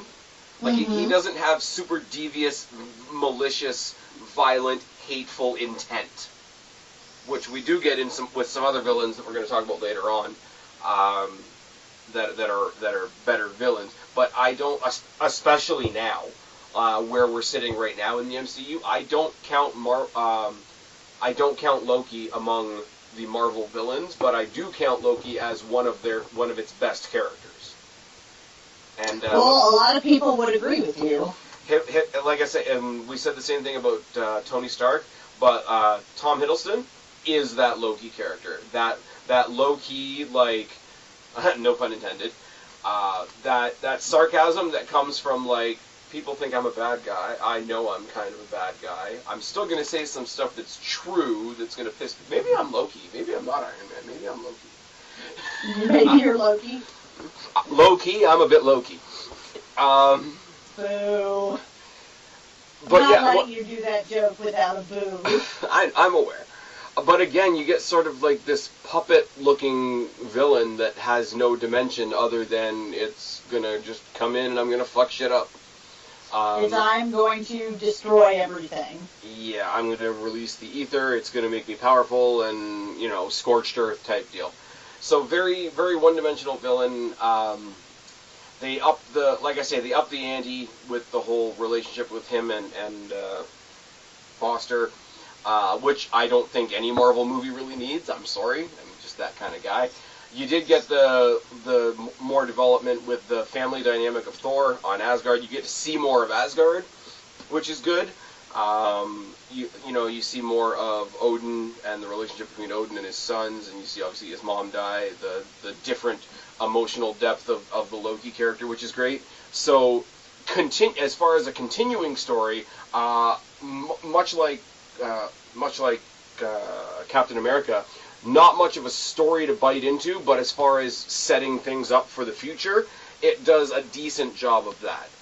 I wish Kat Dennings' character became a superhero because she's awesome. But anyways, moving on. I literally don't have much to say about this movie because it's one of my least favorite. Yeah. I mentioned it briefly earlier. One movie that people have a really weirdly high opinion of is Captain America: The Winter Soldier. I would not say it's a weird. Why it's weird? It's the idea that you're putting this super wholesome Captain America who's like, back in the 50s, back, when they did things differently, I'm trying not to say again, super baby face, and then you put him in this moral gray area that he then has to deal with. And it starts the beginning of his, doing everything for the greater good to his, I can only do what I feel is the right thing. I like Bucky. I like his metal arm. It's good. I love this movie. It's such a good movie just because of the situation of putting this guy who is the ultimate good guy in this situation where he's constantly in a moral gray area. And you pair him with Scarlet Witch, who lives in a constant moral gray area. It really is sort of a spy movie. Like, one of the things that's been talked about, and I meant to mention it a lot earlier, because the Marvel universe is so vast, you get different genres of movies. You get space movies, you get science fiction movies, you get kids movies that we're going to talk about later on. You get like a almost a James Bond-ish spy movie. There's not very much superhero element to this movie, other than the fact that one guy's got a replicated arm, one guy's been just like physically enhanced to be a stronger human. Like, there's no big alien, there's no big monster, there's not really any big tech other than what's his name, the German dude speaking to them through the computer, and Bucky's arm. Like, it's a very human movie. Yes. And it's another one of those things that I should have been watching S.H.I.E.L.D. at the time, because in real time, the stuff that was happening in S.H.I.E.L.D. in the movie was happening on the show as well, so I kind of missed out on that opportunity. The whole idea of, like, the splinter cell of Hydra existing within S.H.I.E.L.D., again, it's that sort of, like, espionage, spy, is your government really a good government type of idea. Very human, very off the beaten path of... and very topical. Well, yeah. We're gonna build a Captain America. It's gonna be fantastic. It's gonna be the greatest Captain America. Can you imagine Chris Evans with Donald Trump's hair? Why? Why would you do that? Or no, just the Captain America helmet with the hair on top. Iron Trump. Exactly. Trump would not be a Captain America. Trump would be Iron Trump. And it'd be like gold and gaudy. And the big chest plate in the middle would be a T. Like, it'd be awful. That's fucking terrible. If anybody out there can draw, we're about an hour and a half into this video already. If any of you out there that are still listening can draw me Iron Trump. It'll be good. The Iron Trump. And it would be bigger than any other Iron Man suit. Ew, the Trump Buster. The Trump Buster. Oh, okay, we need to stop this. There's a dirty joke in there somewhere. Bustin' Trump. Hey, was that a Hammer Tech missile? Is that a Hammer Tech missile in your pocket, or are you just happy to see me? Oh, Christ. Oh, lost my train of thought now. Captain America Civil War. No, we're not there yet. This is... Captain America Winter Soldier. There we go. The unfortunateness of this is when this movie came out, I do have some friends that do read the comics, and they're like, yeah, look at, they did Bucky really well, the Winter Soldier, and somebody told me, eventually he becomes Captain America, and I'm just watching the movie because I don't like Captain America. I'm like, why can't he be Captain America, like, now? Like, that'd be awesome. Just do it right now. Sorry, I like Captain America. I know. You can't have him. Alright, that's fine.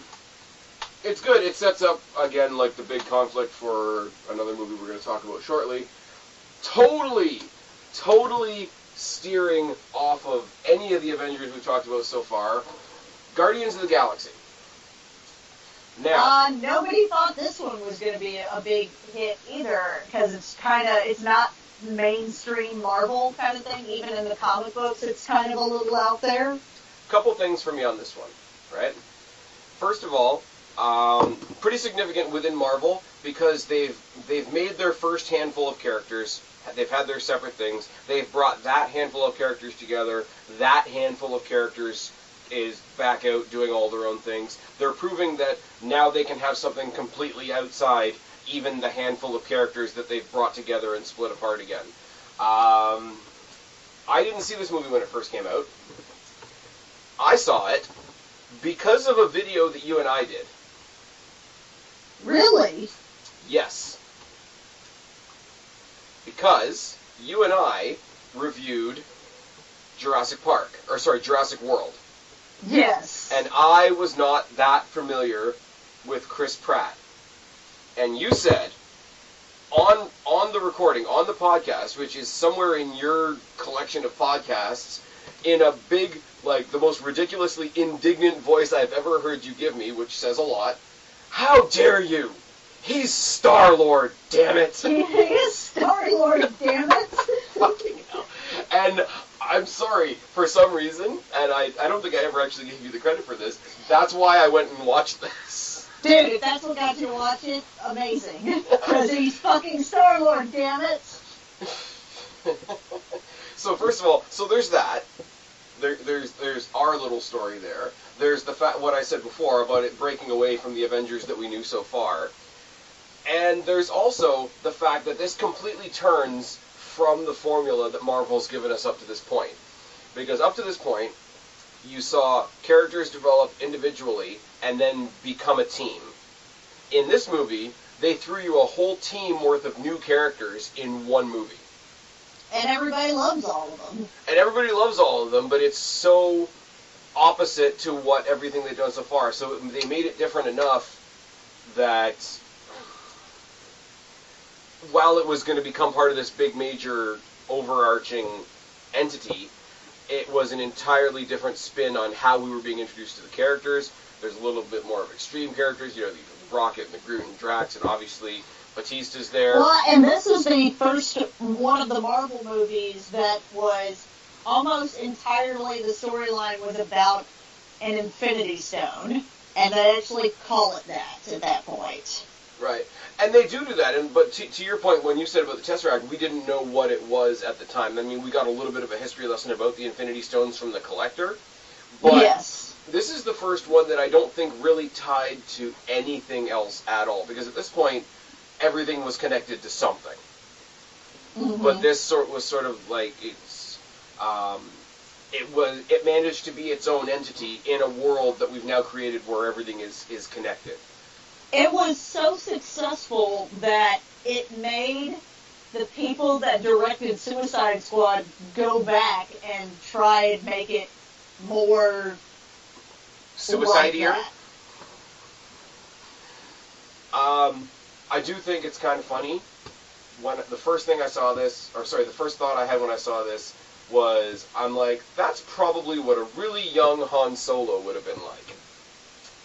It was a much better young Han Solo than the young Han Solo we got. And then when I saw Solo, which was crap, by the way, I didn't think it was crap, but I had low expectations. Yeah, but the guy playing Solo, I was like, he's doing a really good impression of Star-Lord. To be fair, I didn't mind the Solo movie. I did mind the friggin' SJW, advocate robot that can go suck a robotic dick. But I loved the sassy robot. I thought it was hilarious. Of course you did. I loved her. Because you secretly hate me. That's what's happening. I don't secretly hate you, but I do love to torment you. Alright, cool. But no, this was a lot. Like, Guardians of the Galaxy is another one that really sort of has, like, you start sort of getting the bigger picture of the universe. So you get Ronan the Accuser, but you at the same time you already get the idea that the main villain of this movie is just a lackey for a bigger villain that's going to come later on. So you don't invest very much in the villain, other than his connection to Drax, because he killed Drax's family and his connection to Thanos. Well, yes, but we don't really know Thanos other than he's the guy from the post-credit scenes, and he's the guy that talked to Loki back in the Avengers? Yes, in Avengers. So, but this is one of the first movies I'm going to say that succeeds, and I think over-succeeds, despite having a bit of a flat villain. Yes, it has a very flat villain. Well, because the story is more about these group of jerks getting together. Yeah. And again, it is more like the Iron Man thing too, where it's like, you might hate us, you might think we're assholes, but we're still gonna save you at the end of the day. It is also one of the first movies that sort of set the trend of an entire movie that basically feels like a soundtrack. Or a music video. Yes, and it had an amazing soundtrack. It did have an amazing soundtrack. And this is where I will compare it to Suicide Squad, because I got that same feel from Suicide Squad. And I like Suicide Squad, despite what people say. I liked the soundtrack to Suicide Squad. I did not like really anything else about Suicide Squad. You want to talk about really, really flat CGI villains. Let's... Super CGI villains. Yeah. Which is really sad, because the chick that plays Enchantress is really fucking hot and doesn't need very much CGI. This is not a DC video, by the way. Nope. We sort of Guardians of the Galaxy, if you have not gone and seen it, why the fuck are you even still here? Go watch Guardians of the Galaxy. Exactly. We get the first sort of hint that Quill's not entirely human, which at the very end, which teases us up for Volume 2, but it's also the whole, like, we're the Guardians of the Galaxy, and like, it's Ronan that names them, and when he's like, behold your Guardians of the Galaxy, because he thinks the orb is going to, like, destroy them all, and they just hold on just long enough, and then you get the whole, we are Groot, and then Groot dies, which is obvious bullshit, which is obvious, like, here's the thing, Marvel has done a pretty good job over the course of time playing with our heartstrings a little bit, right? If you want to convince us that the ultimate sacrifice was made at the end of this movie and we lost Groot, don't put him regrowing in a plant, or in a plant pot, in the credits. I'm sorry, I liked that Groot. Oh no, Baby Groot's great, but I'm saying, like, if you want that emotional moment where he's holding the stick and whatnot, which is going to bring me to a theory for Infinity War when we get there. Okay. But it's really fun overall. It really does sort of have that rock and roll music video type vibe, which sort of set the tone for what movies like that were going to be like. What did we have next? I can't see my fucking bookshelf. Avengers, Age of Ultron. I was trying to think Ant-Man wasn't before. Nope. Hang on. I'm gonna do this real quick. Okay. MCU movies. There we go. Let's do order. We're really prepared for this podcast. I'm prepared. I don't know what it is. You're just looking at this thing. Let's see. If you don't think my movies are on my shelf in order, you have underestimated my OCD. That is a thing. Iron Man 3, Thor, oh, it is Ant-Man is after Age of Ultron. Okay, I'm sorry. Ant-Man is between two Avengers movies. Huh.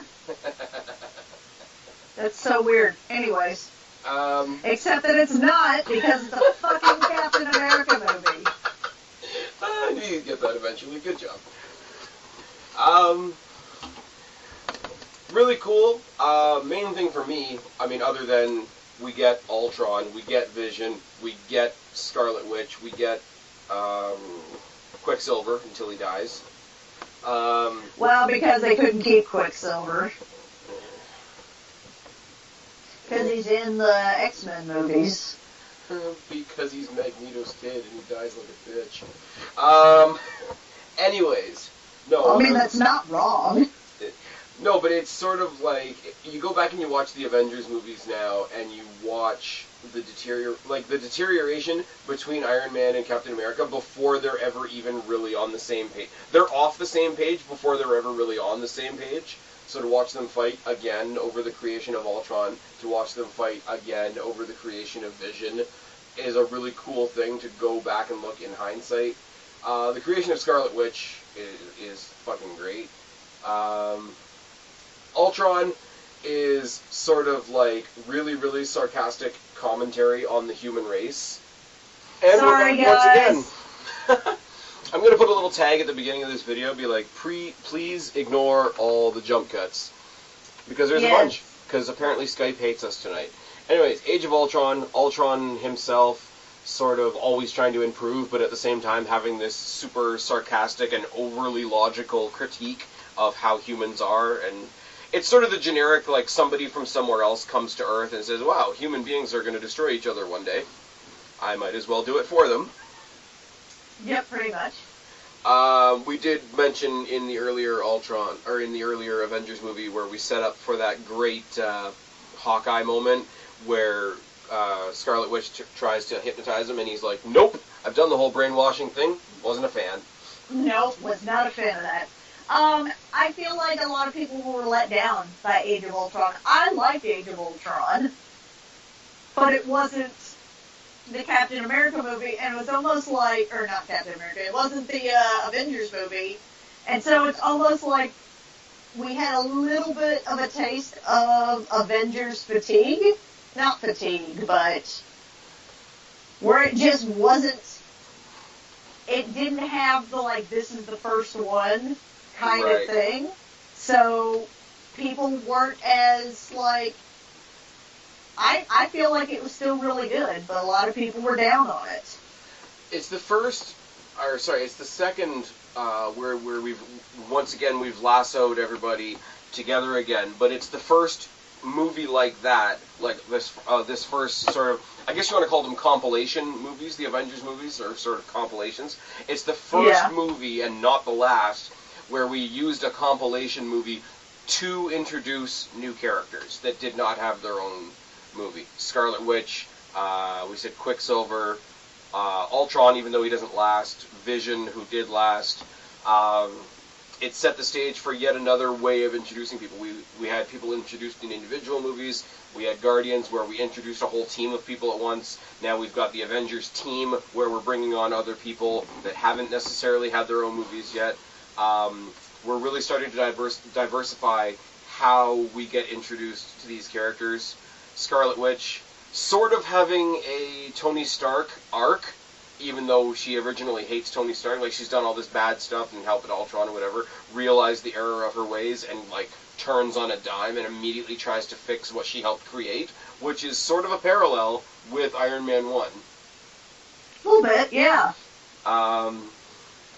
And it's the first time that we get, it's one of the first times that, you know, I don't want to say the first time, because Scarlet Witch and Hawkeye didn't get their own movie, but, like, you know, Scarlet Witch doesn't get her own movie. Vision doesn't get his own movie. They're introduced in this, and they're really only in these Avengers-like movies. Right. Apparently, we are getting a Black Widow origin movie. That is what I've heard. Everybody has demanded it, and so it is coming to be. The other rumor that I've heard, not connected to the Marvel Netflix universe, like that whole, like, you know, Jessica Jones and all them, but a separate Marvel, possibly Netflix compilation will be Hawkeye, Agent of S.H.I.E.L.D. I don't know how I'll feel about that, but we'll see. The idea sort of being, it's gonna go like only a few seasons and chronicle like all the different things he did with S.H.I.E.L.D. Obviously, they're not going to use Sam Jackson for Nick Fury, which is a fucking stupid idea. but it's basically going to chronicle everything up to when the Avengers got together. So, like, whenever they decide to end the show, it's going to be him becoming an Avenger. Okay. Which is kind of a neat way to attack. It's kind of like a Gotham way of attacking things. You know how it's going to end. You know how it's going to end. You don't know the journey.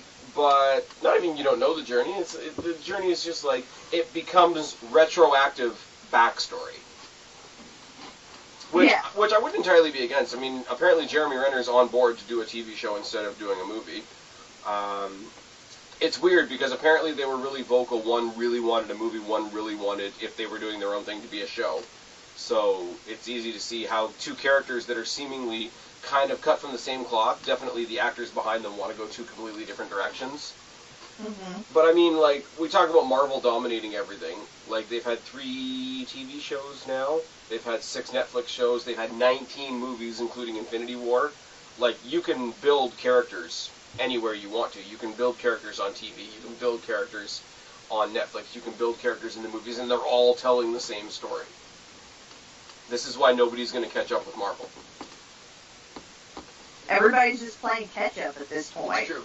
Well, see, DC made the conscious decision that their shows were not going to connect to their movies, whereas Marvel went the other way. And by going the other way, they made their content even more immersive.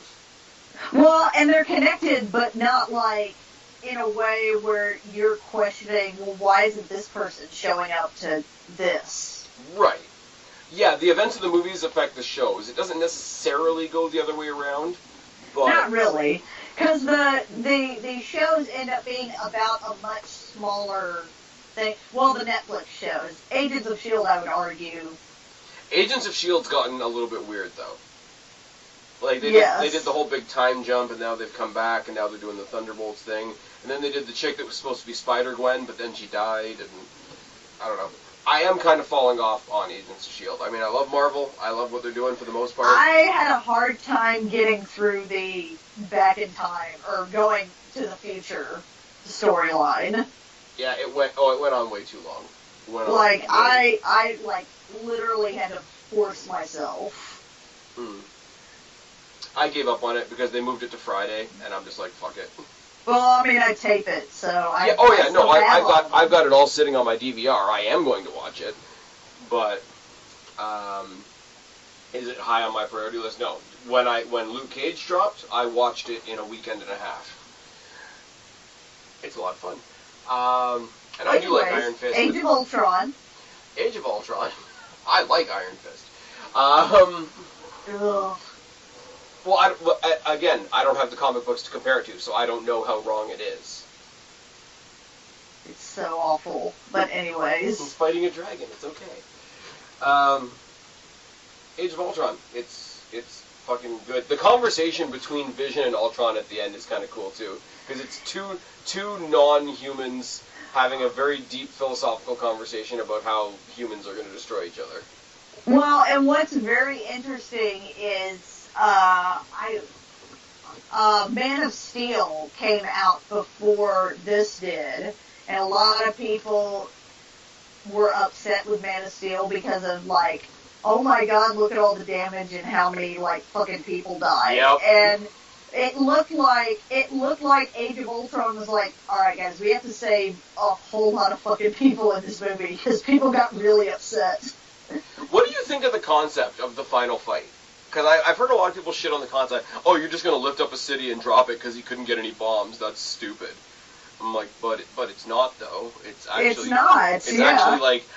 Okay, how many people... Okay. It's supposed to be... It's supposed... because Ultron is very, like, eloquent, and, it's supposed to be, like, his meteorite. It's supposed to be like his ending of the Age of the Dinosaurs kind of thing. Yeah, he says that in one of the monologues.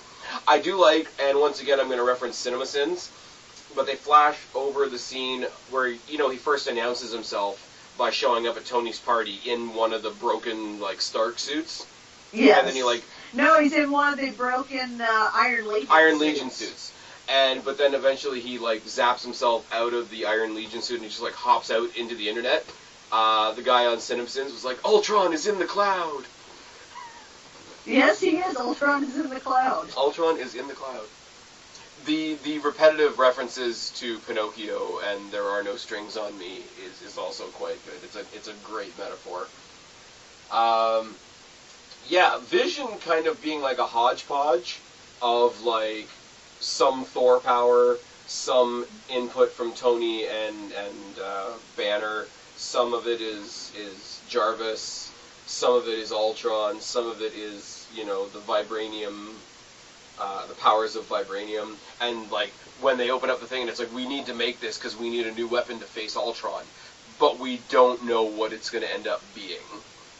Yes. I really do like that. And then when they're gearing up for war and like they're all dressing in like they're all Adidas gear to go fight Ultron, and he's like, well, you better put Tony up in front, and Vision just walks by without even skipping a beat. He's like, that's true, he hates you the most. He does hate him the most. I like Age of Ultron. I know a lot of people are down on it.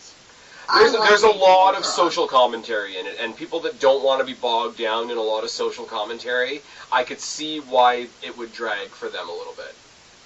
Because a lot of people like that go to a movie like this that don't expect it to be as deep as it is, and just want to go out and have some like good smashy fun, would be weighed down if they feel like the movie's preaching at them a little. And this movie does preach a little bit about a couple different things. Well, those people should watch Ant-Man, because that is what Ant-Man is. Okay, are we done with Which Ant-Man? I think so. Okay, I will say about Ant-Man what I should have said about Captain America at the beginning. Marvel has a great thing where they've basically trapped all of their watchers, because we know everything's connected, so we can't afford to miss a movie, or we might miss an integral part of the bigger story. Fair to say? If these movies were not all connected, I definitely would not have watched Captain America, and for fuck's sake, I would not have watched Ant-Man. You didn't like Ant-Man? I did not like Ant-Man. Paul Rudd can go suck a dick. I love Ant-Man. I thought it was so funny. I get, like, he works as a as a relief character in a team-up movie. He does not work on his own. I disagree. I really liked Ant-Man. I thought it was more lighthearted. I'm glad they went with the Scott. I'm trying to think of his last name. Instead of the Hank Pym Ant-Man, because I feel like that would have been very dry, I guess, very stuffy. I don't know. I really like Ant-Man. It's one that I go back and watch again and again, because I think it's just kind of fun and lighthearted. And again, it's not about a big, like, it's the end of the world kind of thing. It's a much smaller story. The main villain in this, and it's not the reason I don't like the movie, don't get me wrong, but the main villain in this was a minor sort of fucked up character in the first season of House of Cards, and that was my only reference point for him when I saw this movie. And so from then on, I couldn't take the villain seriously, which we've talked about has been a problem in several of the movies, but it's just like, it works as a good lighthearted, as a genre, it's sort of like a lighter family film. When we talk about the broad scope of different genres within the MCU, it fills that void. It's not particularly what I'm going out to see. It's good at what it does. I just don't particularly care for what it does. It's not like Captain America, where I actively dislike the character. It's not like the first Thor, which for me was good, but now is losing shine. Hulk, which is pretty much irrelevant now. Yeah. It's sort of like if you showed me a really good rapper. I'm like, okay, I can appreciate that he's good at what he does. But it's not my thing. But I don't like what he does, so he can go do it over there. Ant-Man's kind of the same. I mean, I got it. I only watched this literally because I had already seen a preview for Civil War, and I knew Ant-Man was in it, and I needed context. Yeah, Marvel has kind of hijacked their audience. You almost feel like you have to watch the ones you wouldn't be interested in. Yeah. So that you're not, like, missing something. But here's the secret, guys. Except for, like, the Avengers ones, you're really not. You could, and if you watch, when you watch Captain America Civil War, and see Ant-Man, you kind of see the character, a very minor version of the character that he is in his own movie. You didn't really need to see Ant-Man. You're like, okay, I get it. He shrinks. That's his deal. And he grows. But the Ant-Man movie, well, he didn't grow in the Ant-Man movie. He does in the Avengers movie, or in the Captain America movie. Ha-ha! Now you got me doing it. The one thing that I think you will agree with that is fucking great about the Ant-Man movie is the scene where Ant-Man fights Falcon. Yes. Which leads to him calling him Tic Tac in Civil War. Avengers Civil War. And it's why he knows him whenever they start, making their little team for Civil War. Oh yeah. No, it is good. It does, like I say, it does set a seed for, he's very tolerable, like I say, within that group dynamic. He's very good as sort of like he's the counterbalance to Spider-Man on the other team. I can understand why he would be grating to some people. Yeah. Again, I gotta go to the whole, New Day, or more specifically to me, I'm a big fan of The Miz, but I understand the people that aren't. What is next? I don't have much to say about it. I'm not shitting on it, I'm just sort of walking away from it. Civil War. Captain America Civil War. Avengers Civil War. No, it's not. It's Captain America. If the movie is mostly, you follow it in Captain America's perspective. Do you most of the time. You do. Because it's all predicated on the events that led to Tony Stark's parents' death. Yes, but it's because of Bucky, who is Captain America's friend. Frenemy at this point. So I guess the first Batman with Jack Nicholson, the one where Joker actually killed Batman's parents, isn't a Batman movie, it's a Joker movie? That is apples and oranges, and you fucking know that. No, you want to make it about the one that did the killing rather than It's a Captain America movie. It's about his... It kind of ends up being an Avengers movie, and you can't help but do that with Captain America, because 90% of Captain America's social circle are Avengers. So it's hard to have people in Captain America that aren't in Avengers movies. I'm going to go with another personal note here. With the year this came out, I smiled at the beginning of the year, because I knew at some point I was going to see Batman kicking the shit out of Superman, and I was going to see Iron Man kicking the shit out of Captain America. Except that he doesn't. He does, sometimes. He beats up on him, but he doesn't kick the shit out of him. It's very far from that. Well, yeah, even the final fight scene is a 2-on-1 fight, but that's okay. No, it's mostly a 1-on-1 until the very end. Bucky's trying to get away. This is all. It's mostly Cap fighting. I will say, okay, as much as I'm kind of a dick about the title thing, because I think they titled this movie wrong, my opinion, the movie's great. The movie, and again, I'm going to totally steal this fact from, who the fuck am I stealing it from? CinemaSins? No, not CinemaSins. From, What a Culture? There we go. They brought up a perfect point when they were running down their list of movies. The thing that's great about this movie is the actual villain in this movie literally doesn't matter. That's true. And the reason why you care about this movie is because you're invested at this point. You've gone through how many movies at this point to bond with these characters? To watch them fight each other, right?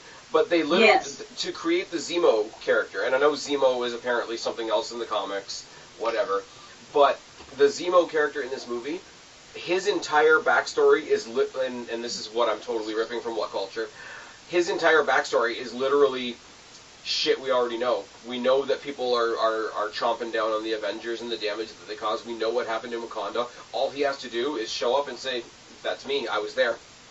I was one of the ones that got flattened. And they literally don't have to spend any more time building his character. Yeah. And it's so, and like, even towards it even doesn't really matter. He could be replaced with any other, like... He could be anybody. And he Yes. never really gets defeated. His defeat at the end comes from the fact that Black Panther won't let him shoot himself, and he's like, no, you're going to jail instead. Like, his ending is so anticlimactic, it's not even part of the movie, really. Well, and he won. He's basically a villain that got what he wanted. It's he true. He wanted the breakdown of the Avengers. He wanted them to fight each other. He kind of wanted them to destroy each other. Right. And they sort of did, in a way. It's kind of cool, like, now that I've just said that, and now that you've just said that, it's kind of funny that a character that literally required no build becomes intriguing, because, I'm sorry, any villain that is willing to die for the cause that he's trying to do gets a little bit of intrigue, just in that sense. He wanted to just, like, watch them, set the seed, watch them destroy each other, and then he could end his life, because everything else, like his family, his dad, his wife, his kids were gone already. But like I said, like, you didn't even have to just say you were in Wakanda. Just say you were there. On the other side of the coin, like, without him, you've got the whole political thing of the Sokovia Accords, which becomes a huge thing. The apple on the superhero shine within the Marvel universe itself has come off, because the shine has come off the apple at that point. People are now questioning, is it all right for these heroes to just basically do whatever it is they want? Who are they to decide what is right and wrong? Yep. But it's so funny because it builds itself up to being such a very complex thing. And this is where I said before I was going to talk about a lot of movie quotes, right? And there is the one quote in the movie where Cap is like, you know, sorry, Tony, I have to defend him, he's my friend. And Stark's like, well, so was I. That was, for a long time, the best quote out of that movie until I rethought about it a little bit. Is because the movie gets so complicated. Steve Rogers and Tony Stark, they hate each other. Then, you know, we find out what Bucky did, and then they fight over the Accords. They fight over all this political shit. They fight over the fact that Iron Man thinks that by standing up, Cap's going to split up the Avengers, and he's just trying to hold all the strings together. And there's so many layers to it. But in the last scene, and again, this is something that was pointed out by somebody else, there's all this, you know, we can't do this, you know, he's tearing our team apart, you're giving him exactly what he wants, we have to hold this team together, and there's all this political bullshit, we can make this work, da-da-da-da. Tony just looks at him, he's like, doesn't matter, your friend killed my mom. Yep. Like, that is the end story, and they, like, to go, like I say, from a simple villain to very, very, very complex ideas to just, fuck you, you killed my mom. It's such and not my dad, because fuck that guy.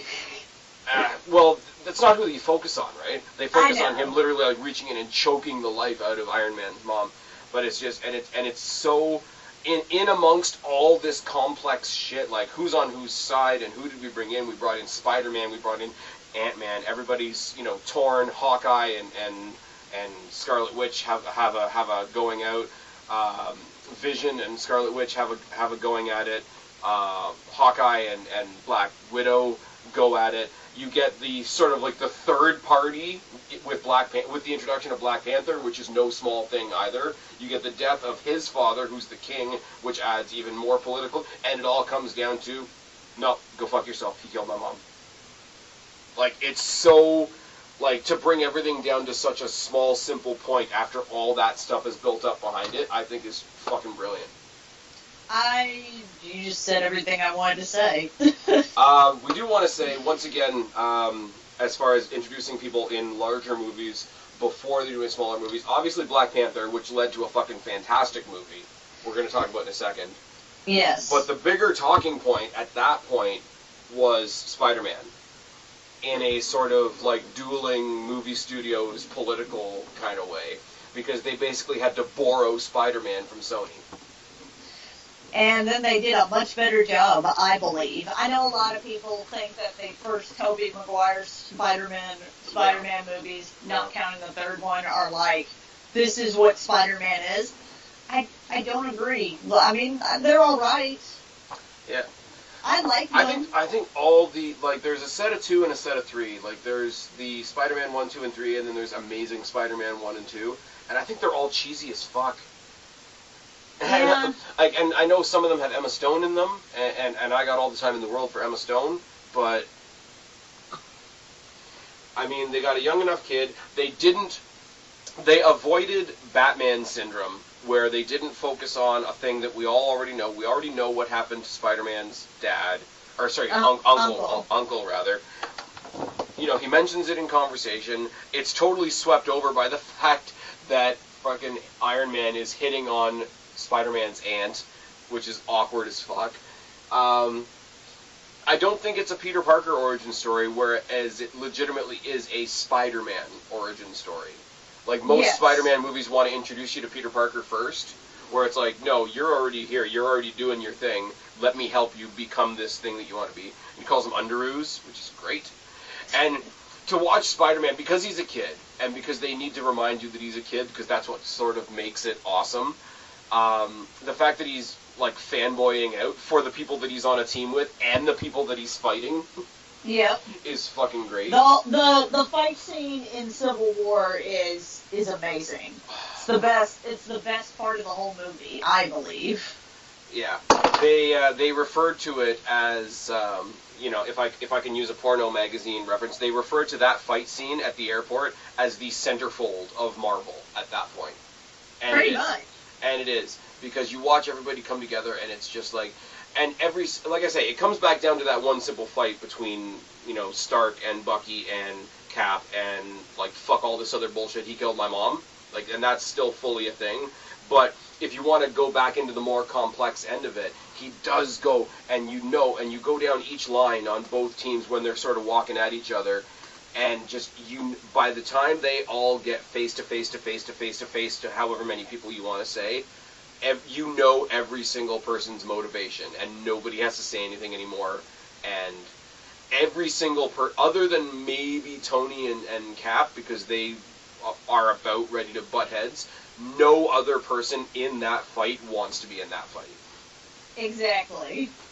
And like, on some level, like, Stark and Rogers don't want to be in that fight either, but they both believe they're so right. And if I put aside my own opinion of Cap for a second, you could side evenly with both guys.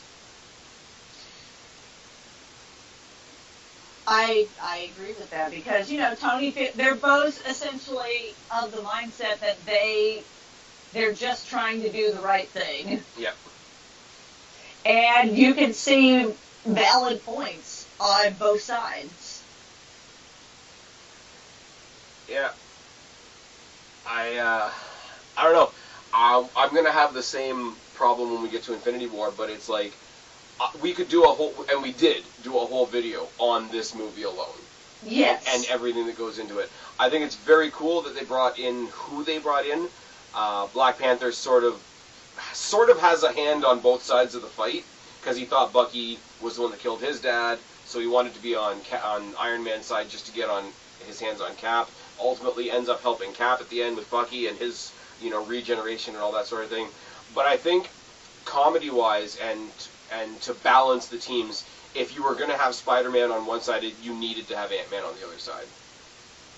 Yes, and I don't feel like it was overwhelming. Like, I was always worried the more and more people that they add to the cinematic universe and then collide in these bigger, like, Avengers-like movies, that you're going to get so bogged down with characters that nobody's really going to have any time in the movie, and I don't feel like that happened. That doesn't happen. I don't even think it's happened now, to be perfectly honest with you. Exactly. Anyways, I don't think there's much more we can say about Civil War other than, to that point, it was probably the most brilliant thing they've done. I agree, and, you know, this Civil War is a great example of all of this payoff. Yeah. Just like in Avengers, all this movie has some watching all these movies has this big payoff. Yep. And the thing is, like, I think there's a 3-movie arc. Like, we talk about Hulk, he doesn't have his own movies, so he has sort of an arc over a couple of other people's movies. There's an arc between Avengers, between Age of Ultron, and this movie. This is why this is really the third Avengers. This is why this is the third Avengers movie. It's not the third Avengers movie. It's a Captain America movie. Okay, if it didn't have a title, would you at least make the case that this could be an Avengers movie? Yes, it can be an There we Avengers movie. But like I said, it's a Captain America movie. But I mean, like, if you go down the movies so far, okay, Iron Man's an Iron Man movie, Hulk is a Hulk movie, Iron Man 2 is an Iron Man movie, Thor is a Thor movie, Captain America is obviously a thing, a Captain America movie. Avengers, you could make the case that the first Avengers is a Thor movie, because the entire story base rolls out from the Thor movie. Iron Man 3 is an Iron Man movie, Thor the Dark World, kind of a Thor movie. Captain America 2 is really a Bucky movie. Guardians is a Guardians movie. Avengers Age of Ultron is kind of an Iron Man movie, because again, it's that whole, like, Tony, like, making his own mistakes and everybody sort of paying for them. Civil War's an Avengers movie. It is what it is. Let's move on. Doctor Strange. Doctor Strange. I like this movie, but it's lower down on my list. It's fun, and it's fun because of Benedict Cumberbatch. Oh my god. Best casting decision that they made since Iron Man? Yes. It's gonna be, but it's so different from the other from the other Marvel movies that, it's kind of out there, but... Yeah, I think this was the one where they sort of, because they knew they wanted to do more, like, universe-based stuff, I think they really, really pushed how out there it was to see how much the audience would accept. Well, and I don't mind that. Well, at this point within the Marvel universe, you can do a Captain Strange because you have that kind of that kind of rapport with the audience that they will go out on a limb for something a little weirder, something a little more out there, because they have all of this. Marvel hasn't steered me wrong yet, is what I usually say. Yeah, and by this point you realize that whether you like the character or not, they're going to be not that Doctor Strange is anything like Ant-Man, but it's like, even if you don't like Doctor Strange, he's going to be around, so you might as well at least get used to him. Benedict Cumberbatch, like, the character, and I'm sure it's true to the comic book character, which I don't really know, but it's like his kind of sarcasm is kind of like, there is a Benedict Cumberbatch brand of sarcasm. Like, if you watch this and then you watch something like The Imitation Game, and then you go and watch the Netflix Sherlock show, like, the sarcasm is very similar, and he's very clever. He comes off like a dick, but he's very clever. When he's in his downward after he injures himself, after he fucks up his hands and all that, and he's in his downward spiral, and Rachel Adams comes to him and says, there's more to life than being a doctor, and he just looks at her, like, so deadpan, and it's like what, you? And just, like, with words, he just cut her head off. And this one's not my favorite, but I don't dislike it. I like it because I like Benedict Cumberbatch. And I mean, like, give them the credit where it's due. Visually, probably the most stunning movie they've done up to that point. Absolutely. Oh my god, the visuals in this are amazing. The first sort of villain, the one that sort of comes and steals all the books and enchantments and whatnot so that he can summon Dormammu. Again, a little on the one-dimensional side. I just always think of there's an animated thing where it's called How Blank Should Have Ended. Yes. And I always see it, and in that they're like, this is how part of this should have been. And it's the bad guys, and they're like, okay, we're going to storm in and do this. And then one of the bad guys is like, hey, we could just do that thing that we use to, like, transport ourselves, make the ring, and I can just reach in and grab a book. I do like when he keeps referring to Wong as Beyonce. Yes. It's pretty good. And then when he's like, I'm the guardian of all these books. If any of them go missing, it's all on me. So he just starts using the sling ring to grab books. What else is there? The cameo by Benjamin Bratt makes me laugh only because, like, my introduction to Benjamin Bratt was, like, 10, 15 years ago watching Law & Order. Mm-hmm. So it's a little bizarre on that one, and then to watch the post-credit scene of him being re-crippled is a bit rough. Yeah. I'm not gonna lie, and it's not the most in-depth analysis on my part. I do love the fact that at the end of this movie, Doctor Strange basically wins by being an annoying asshole. That is true. Like, I'm not going away. I'm not going away. Nothing at all. Nothing at all. Nothing at They play fast and loose with the definition of bending time in the movie. Like, if you think about it too much, then it's probably pretty fucked up. And, I mean, they take that to the nth degree in Infinity War. But they do play, like, eating the apple and then, like, taking time back. And, like, the apple reconstitutes itself. Which makes me think, okay, so do you have pieces of apple in your digestive system that are now disappearing? You always enter into a weird thing when it comes to, essentially, time travel. Time travel, yeah. Like, you can never fully complete the logic loop of time travel. There's always somebody that will come out with something, and it'll be legitimate. So, if I was ever writing any type of story, I would stay away from time travel at all costs, only because it's so hard to do perfectly. And people will criticize it a lot more now. Like, if you go back to, like, something like Back to the Future, now, people would pick the shit out of that. Yep. It wouldn't survive, which is kind of sad, because it has its place in movie history. But to try and, especially with something with a massive following like the Marvel Universe does, I wouldn't want to even try to write a time travel story, because they would slaughter it, no matter how good it was. Don't really have much else to say. As I say, I love him, like, confronting this big, universal, galactic being, and just like, yeah, I'm just gonna be here. And I'm just gonna annoy the shit out of you until... And I can do this too. But, like, seriously, at the same time, though, that means he had to die, like, 100 times. Yep, pretty much. I don't know. I don't have, like I said, the time thing, you can play with that forever. I mean, on the surface, okay, this is what he's doing. He's pissing off the bad guy, so the bad guy loses. But the more you think about it, the more you're like, wait a minute, what about this? What about this? What about that? What about this? You said it's not your favorite movie. I'm going to say, still pretty damn entertaining, but not nearly what I thought it was going to be. Guardians 2. Oh my god, Guardians 2 is amazing! His dad's a planet. His dad is a planet. Pac-Man. That is true to comics. Pac-Man. I still love it. It doesn't matter what you say. Pac-Man, though. I want him to bring in some raptors. It'll be good. I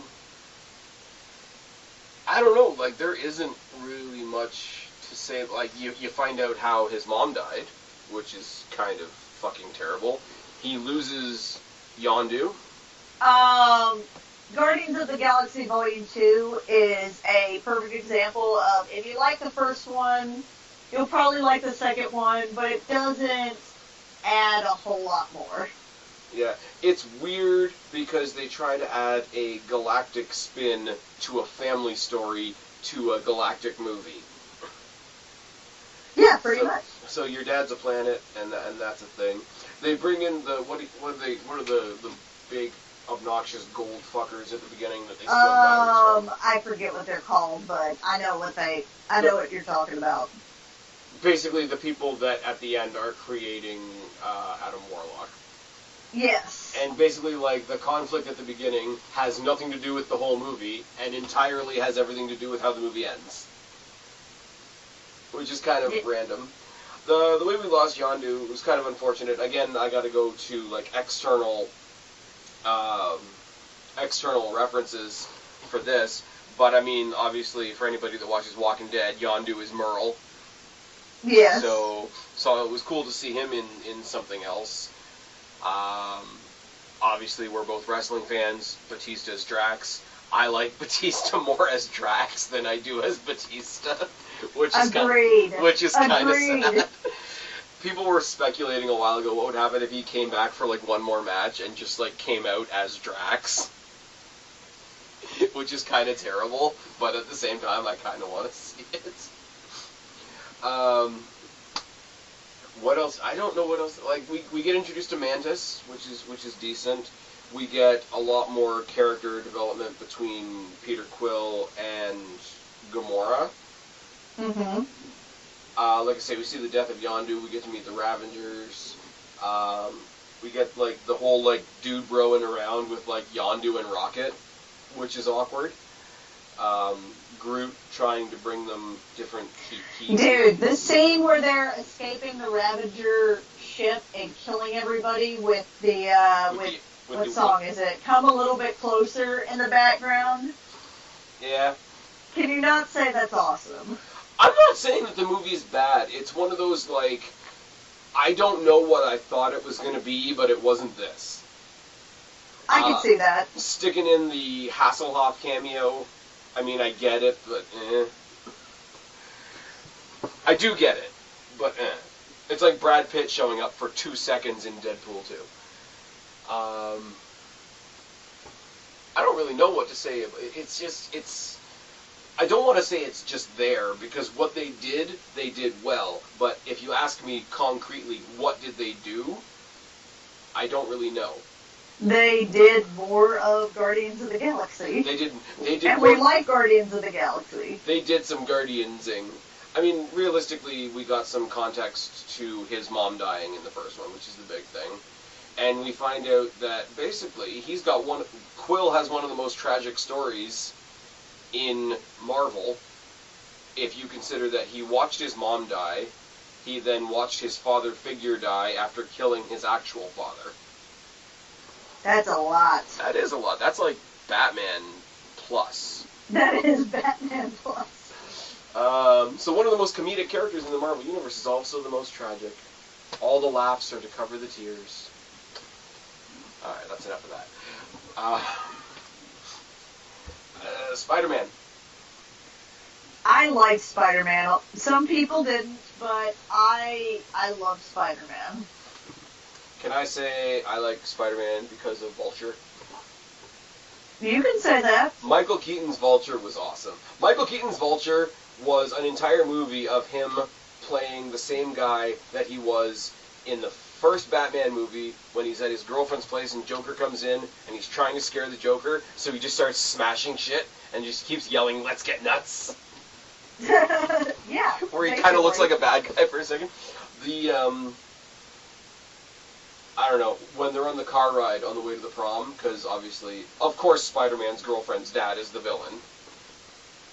Because, of course. Like, after, like, she hops out of the car and goes into the school, and they have that sort of, okay, you just realized who I am, I just realized who you were, here's a gun, I could fuck you up. Like, it is I heard it explained as the penultimate meeting your scary girlfriend's dad. Yeah. So there's that. Tom Holland is a great Spider-Man. It's great in the way that the MCU is using Spider-Man as sort of like the protege of Iron Man. It's great. People. Robert Downey Jr. is really good in this movie too. A lot of people thought he was going to be overpowering in this movie. I think he was well. He sort of comes in and touches on the movie and fucks off, which is exactly what they needed him to do. Yes. I like the fact that the real tie-in character for the MCU for this movie was Happy. Yes. Fucking, and Ned, when the teacher finds him talking to Happy on the computer, he's like, "What are you doing, Ned?" "Watching porn." Why? Why would you go there? Why wouldn't you say, "I'm doing my homework"? Because why are you doing your homework in a dark library during the prom? You don't have to. That's how I do homework. With my pants off. Anyway. Did he have his pants off? Well, no, but if he was actually watching porn. Okay, yeah. There we go. Not so sexy librarian. Anyways, moving on. They've revealed the name for the next Spider-Man movie, It's very original. Have you heard? No, I have not. Tell me. Because this was Spider-Man Homecoming. For everybody that is going to ask why I don't know any of this stuff, like when it comes to outside of the movie and everything, I avoid Marvel stuff like the plague because I feel like after maybe the first trailer of a movie, that when they start doing like the second and third trailers and behind the scenes stuff and interviews and shit, I feel like they give away too much of the movie sometimes. Oh, this wasn't in a trailer. This was just a thing that until after the movie comes out. Oh no, this was just a thing that Tom Holland dropped on like Instagram that was. Well, no, that's what I'm saying. I avoid all Marvel shit. Yeah. No, it's cool because Tom Holland and Mark Ruffalo are the ones with like their gimmick is spoilers, but not spoilers that spoil the movie, if that makes sense. Like when they got together, I don't know if you've seen it or not. After they did Infinity War, they got they call it the Marvel class photo. They got every actor that has ever been in any of the Marvel movies so far in one big airplane hangar, and they took one massive group shot. Mm-hmm. And right dead center is Robert Downey Jr., Kevin Feige, the Russos, Stan Lee, and fucking Happy, Jon Favreau. Yeah. So like sort of like the godfathers of the MCU, but it's fucking massive. Like the photo, if you just look up like Marvel class photo, it's fucking massive. Anyways, I had a point. Where was I going with that? I am not sure. Spider-Man. Spider-Man, yeah. No, okay, sorry. Spider-Man and Mark Ruffalo, they're basically becoming, like, their gimmick is, like, the non-spoiler, like, spoilers that won't ruin anything. Yeah. Like, they'll show, like, a sleeve of somebody's new outfit. Tom Holland basically showing up and, like, he's got the script in his hand. And he's like, I just got the script for the new movie, and it's amazing, but I can't say anything. But he's waving the script around, so you just see the name of the movie on the script, and people were wondering what the movie was going to be called, because the first one was Spider-Man Homecoming. Second one, Spider-Man Far From Home. Oh, okay. It's like, they're really going to do the whole home thing. Because if he's supposed to be like the friendly neighborhood Spider-Man, then you're never far from home. On another thing, speaking of Spider-Man being at home and not, I do love the idea that in this movie they kind of show that a lot of Spider-Man's like abilities are kind of contingent on having tall buildings. Oh fuck, when he's in the suburbs and he goes to swing and there's nothing to swing on. Yeah, there's nothing to swing on. It's like a really, really bad ED joke, except it's not. It's hilarious. Yeah, I mean, it's like Ant-Man in the fact that, like, don't expect too much. It's kind of lighthearted. It's kind of like a more family thing. But for me, personally, especially because there's been so many shitty Spider-Mans, I guess I'm doing a lot of by comparison. There's a lot more to sink your teeth into with Spider-Man than there is with Ant-Man. I just the way there's no tie-in. Like, the tie-in character for Ant-Man is fucking Falcon. The tie-in character for Spider-Man is fucking Iron Man. I mean, that's just true. That is, these are just stacking facts at this point. Stacking facts. It's good. I like it.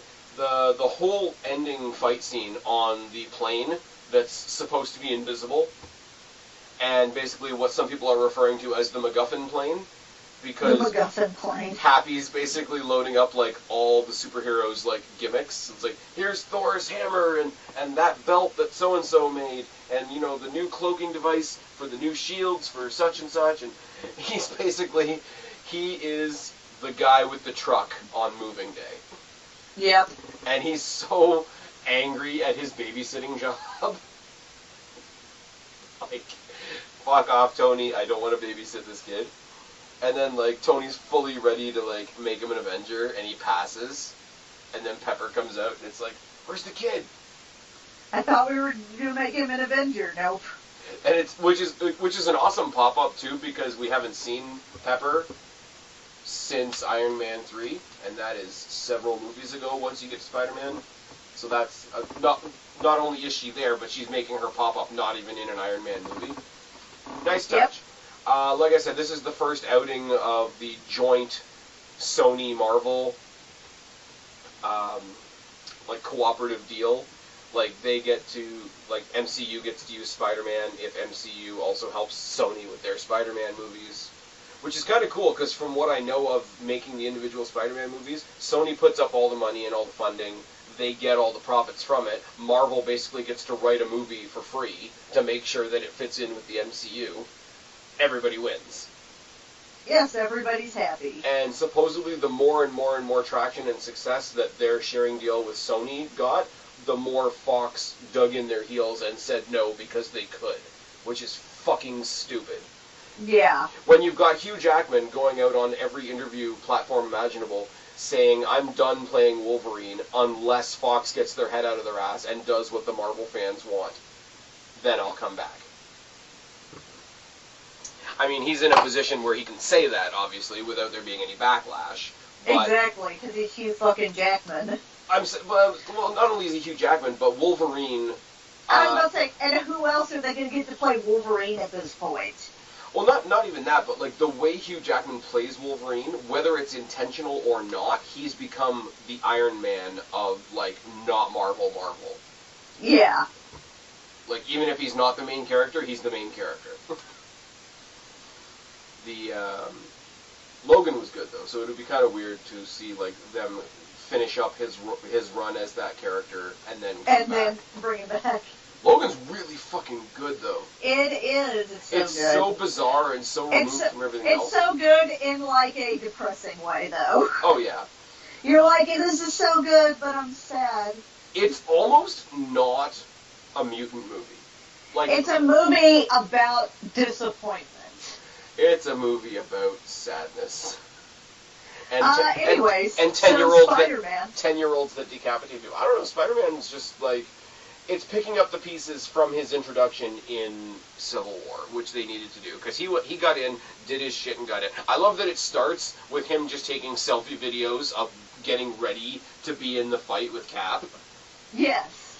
To be in Civil War. It's everything that a kid would do. Everything that a teenager right now would do, yes. Yeah. Next movie. What is the next movie? They finally fixed Thor. Thor Ragnarok. Oh, this one was good. They made it not so... stiff, yes. Like, it's almost like we rebooted Thor. It's like, you know what everybody likes? Guardians of the Galaxy. You know what we should do? Make Thor more like Guardians of the Galaxy. We should make Thor Lord. Exactly. Just even in the opening scene, like, the way they cut the previews, you would almost think that Surtur was, like, the main villain. And he's dispatched in, like, the first 2 minutes of the movie. He's got his big, like, monologuing is a villain's greatest weakness thing going on right at the beginning. And then he starts swinging around, he's like, alright, I'm coming back around.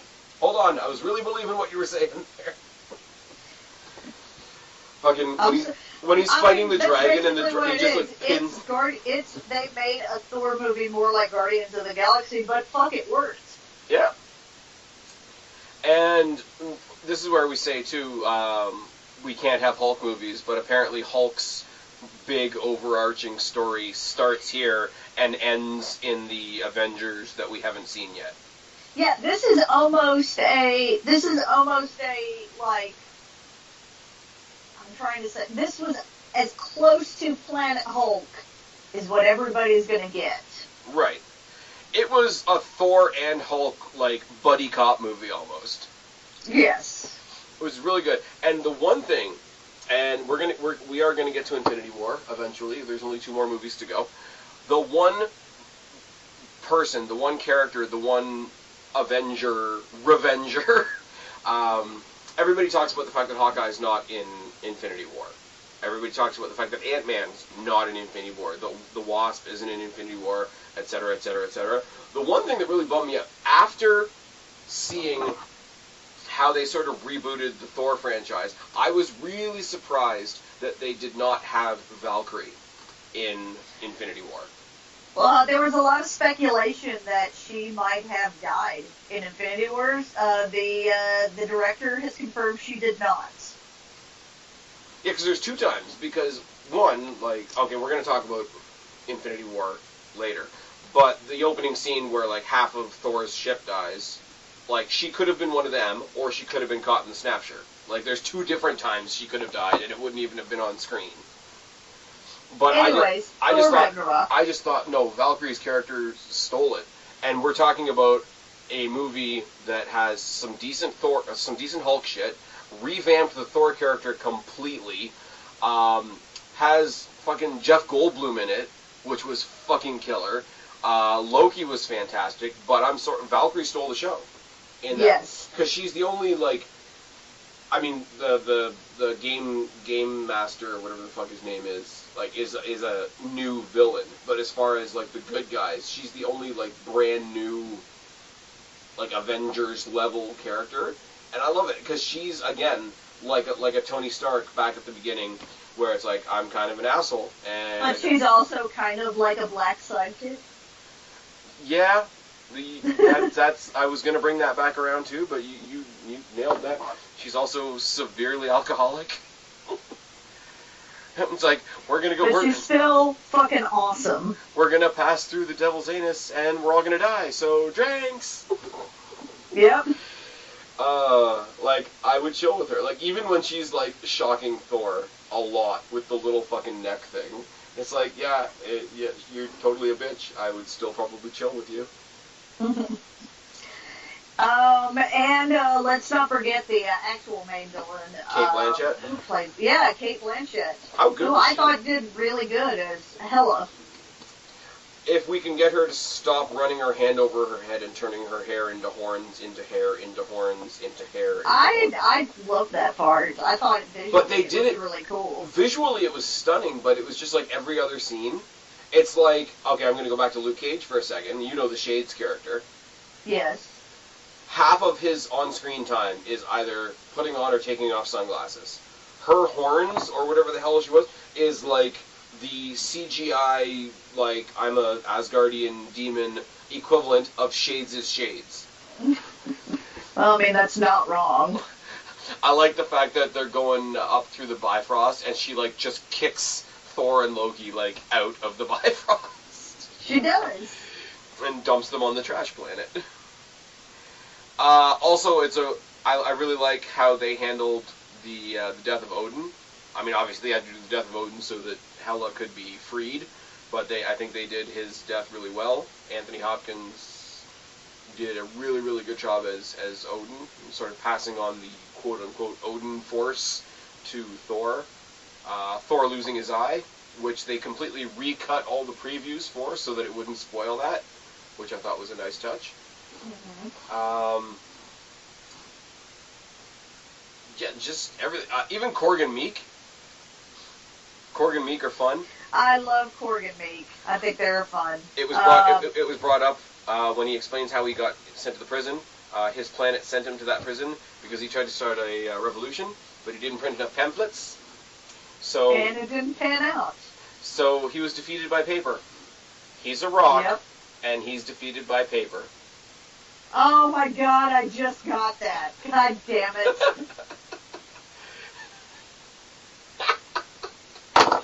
I read too many memes in a day. Sometimes work is boring. It's funny, because they do a rock, paper, scissors thing, because Meek's got the blade hands, and he's like, I'm a rock, you don't have to fear me unless you're made of scissors. That's a little rock, paper, scissors joke. But then they don't do, like, when he does the pamphlet thing, he doesn't close the loop on the paper thing. He didn't, no. Somebody told me that later on, and I'm like, oh, that's way too good. Why didn't they do that?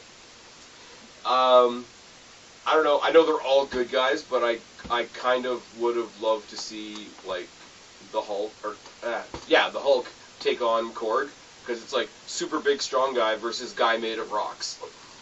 I think just visually, that would have been great. It's like, I kind of want to... We also got to see more of Heimdall. Yeah, who's my dad's favorite character. Yeah, Heimdall, who's a lot better than that actor's character in The Dark Tower, which is a pile of hot garbage. such a pile of hot garbage that I got it for my brother for Christmas. Because I'm a good person. You are. No, but it's kind of cool because you're always used to seeing him in like armed for battle and in his proper royal position. So to see him out and about, sort of as the rebel, was kind of cool. The reveal of Loki being disguised as Odin when he's like, yes, he throws the hammer and that he's like, huge. The only important thing that came out of one of the two important things that came out of the other Thor movie that nobody liked. One, faking Odin, trading places with Odin, and the Infinity Stone, and the payoff for it is Thor almost immediately figures it out within the first, 20 minutes of the movie. And just, later on, he's, not even mad, he's just kind of scolding me, I can't believe you're alive! But it's just when he's like, oh, you're not going to tell me who you really are, throws the hammer, he's like, nothing's going to stop that from coming back to my hand, not even your face. It's just fucking good. Though, I will say, we talk about sort of iconic moments and whatnot. When Hela first arrives and smashes Thor's hammer, which is... Yeah, that's a badass part. Yeah, which, because the hammer in general is pretty badass. It's part of his character, but, they spent so much time in the Avengers movies saying, oh, somebody's gonna move it, I'll put it in an elevator, and the elevator's gonna lift it, and... there's been, conversation. It's been a bone of contention among all the other Avengers. It is a character, pretty much. And then they destroy it. And then, the whole thing with Korg was like, oh, you lost your hammer. Your hammer pulled you off. And then you get what people think is a Blade Easter egg when he's offering them all the different weapons, and he's got you want a wooden what does he say? A wooden pitchfork? It's got 3 points on it. It's not really much good unless you're facing 3 vampires that are in a line. That's what people think is a tee-up to Blade. Really? That? Yeah. Because not only does somebody not even from Earth know what vampires are, Thor isn't even surprised by the reference of vampires, so they're obviously a common thing that exists. That's the stretch. Obviously a thing. That's the stretch that people are making at this point. Even for MCU, I feel like that's a stretch. I want to see a totally separate section of the MCU that's just like Blade and Ghost Rider. I don't know how you would bring the two of them into each other's path, but it's all kind of mythos stuff. Yeah. They could maybe stretch it, make it happen. What is after Ragnarok? I was just going to talk about the end real quick. Okay. Basically, we talked about how Surtur is basically dispatched in the first 2 minutes of the movie. It's kind of funny that it's oh, I shouldn't have defeated him because I need him to destroy my homeland so that we can win. It's a very unique moral ending to the story, because Surtur basically sticks his sword through the heart of Asgard, and somewhere down where that sword goes, you assume Hela is there, just pulling random spikes out of the ground. Scourge is also a pretty interesting character in that, where he's the suck-up bad guy the whole time, and then he makes the save, he makes the ultimate sacrifice. Thor's trying to put his own team together, and they're the Revengers. They are the Revengers. Which is just fucking sad. Yep. And then, obviously, the big tee-up after that is them escaping on the ship. They're going to make a new Asgard, because Asgard isn't a place, it's a people. And then they come face-to-face with Thanos' we're all going to get fucked spaceship. Yep. And that is the end of that. There's another good thing. I think it's in one of the post-credits, or it's at the very end, where Loki's asking him, do you think it's a good idea to go to Earth?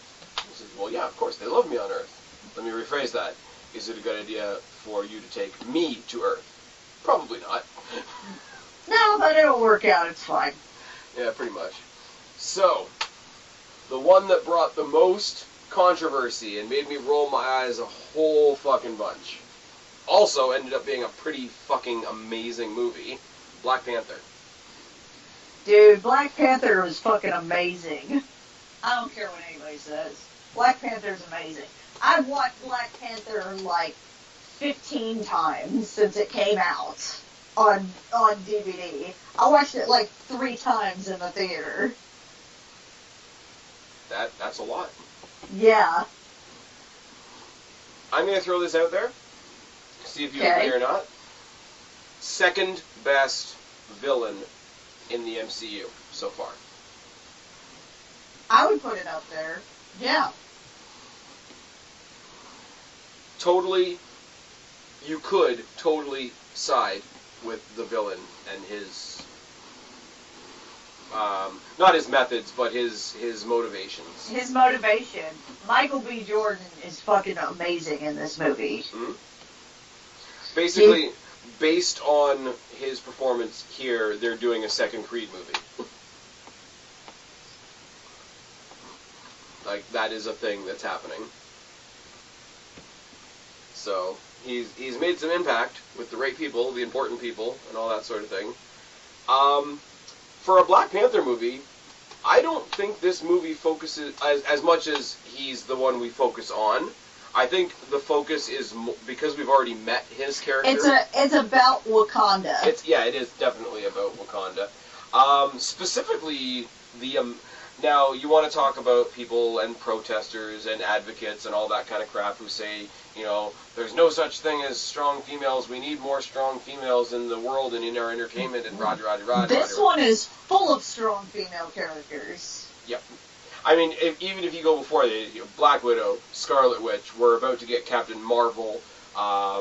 We talked about Lady Sif in the earlier movies. We just talked about Valkyrie. This movie alone has 4 that I can think of. Because and I don't remember all the names. There's Suri. There's the sister. There's the sister, the girlfriend, the general. The general, and the mother. Yes, the mother isn't as, badass. The mother isn't out there on the battlefield, but she's still there, and she's still a kick-ass character. Shuri is one of the best characters they've come up with in a long time. If they don't link her and Spider-Man at some point, they're missing something there. Because they've decided to make Spider-Man sort of like mini Iron Man, I could definitely see them doing a thing where they get the younger characters together and they start sharing some tech, like the Wakandan tech. So maybe we get a vibranium iteration of Spider-Man or something like that somewhere down the line. I think if they don't do that, they're missing out on something. I think if you haven't seen Black Panther yet, you're missing out. Well, this is go fucking see it. And it's still it is, and I know we said this at the beginning when we did a more full review on the movie. If you get bogged down in all the fucking political bullshit that people were spreading around the time this movie came out, you're missing out. It's not even really it is about that, but I don't feel like it's preachy. I don't. Oh no, I mean other people that were outside of the movie getting preachy about the movie. Yes, the movie is great. The movie manages to touch on all those same issues without being preachy. The movie touches on all those same issues without it coming off as preachy. Yeah, I will say, this movie hits all the same issues a whole lot better than Luke Cage does. Because Luke Cage, especially if you haven't seen the second season yet, Luke Cage does get a bit preachy. It is, and I'm not saying this to be disrespectful to anybody, please, everybody listening, please understand that, but I did roll my eyes a bunch watching Luke Cage second time around. It's okay, it's Harlem, we get it. But no, even the stuff that I would usually roll my eyes at, Black Panther hits it out of the park. Ultimately, they go out and they do start spreading out into the world and interacting, and the whole thing ends with, who is it? I think it's Shuri and Black Panther out on the basketball court, interacting with the kids on the basketball court. Nice little tie up, and when he goes to the United Nations and he's like, oh, what does a small third world country like Wakanda have to offer us? And he just fucking smiles, and it's like a humble, cocky. Yes. Yeah. It's just fucking good. And then we get the Easter egg of Bucky being there and the Wakandan kids referring to him as the White Wolf. I do love when they're bringing. You're gonna say it, aren't you? Yes. Okay. Yes, another broken white boy for me to fix. It's not racist at all. And well, I mean, there's not a lot of white people in Wakanda from what it looked like. If you watch Luke Cage, there's no white people in Harlem. Anyways, I'm not doing this. I'm gonna get myself in trouble. I'm gonna get my freaking channel flagged. Okay. Again. No, for the first time. I don't know if you've been flagged. I haven't really been flagged. I don't think people care about flags. I'm not monetized. I'm not a partner. I'm doing this for free. And we've been talking for a long ass time. Let's finish up. Okay, it's time for the main event. Infinity War. Jesus Christ.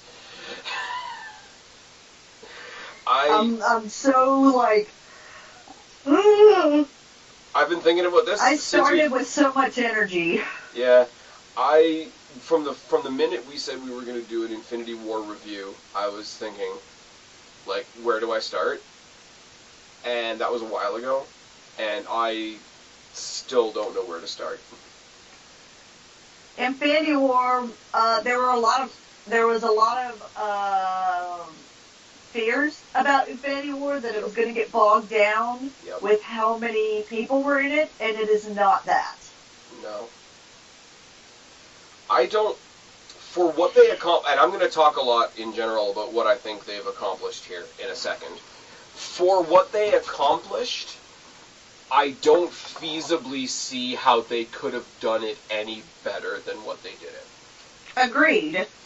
I think this, for what it achieved as a movie in general, I don't think all the achievements that this movie achieved are going to be vested for a long time. I agree with that as well.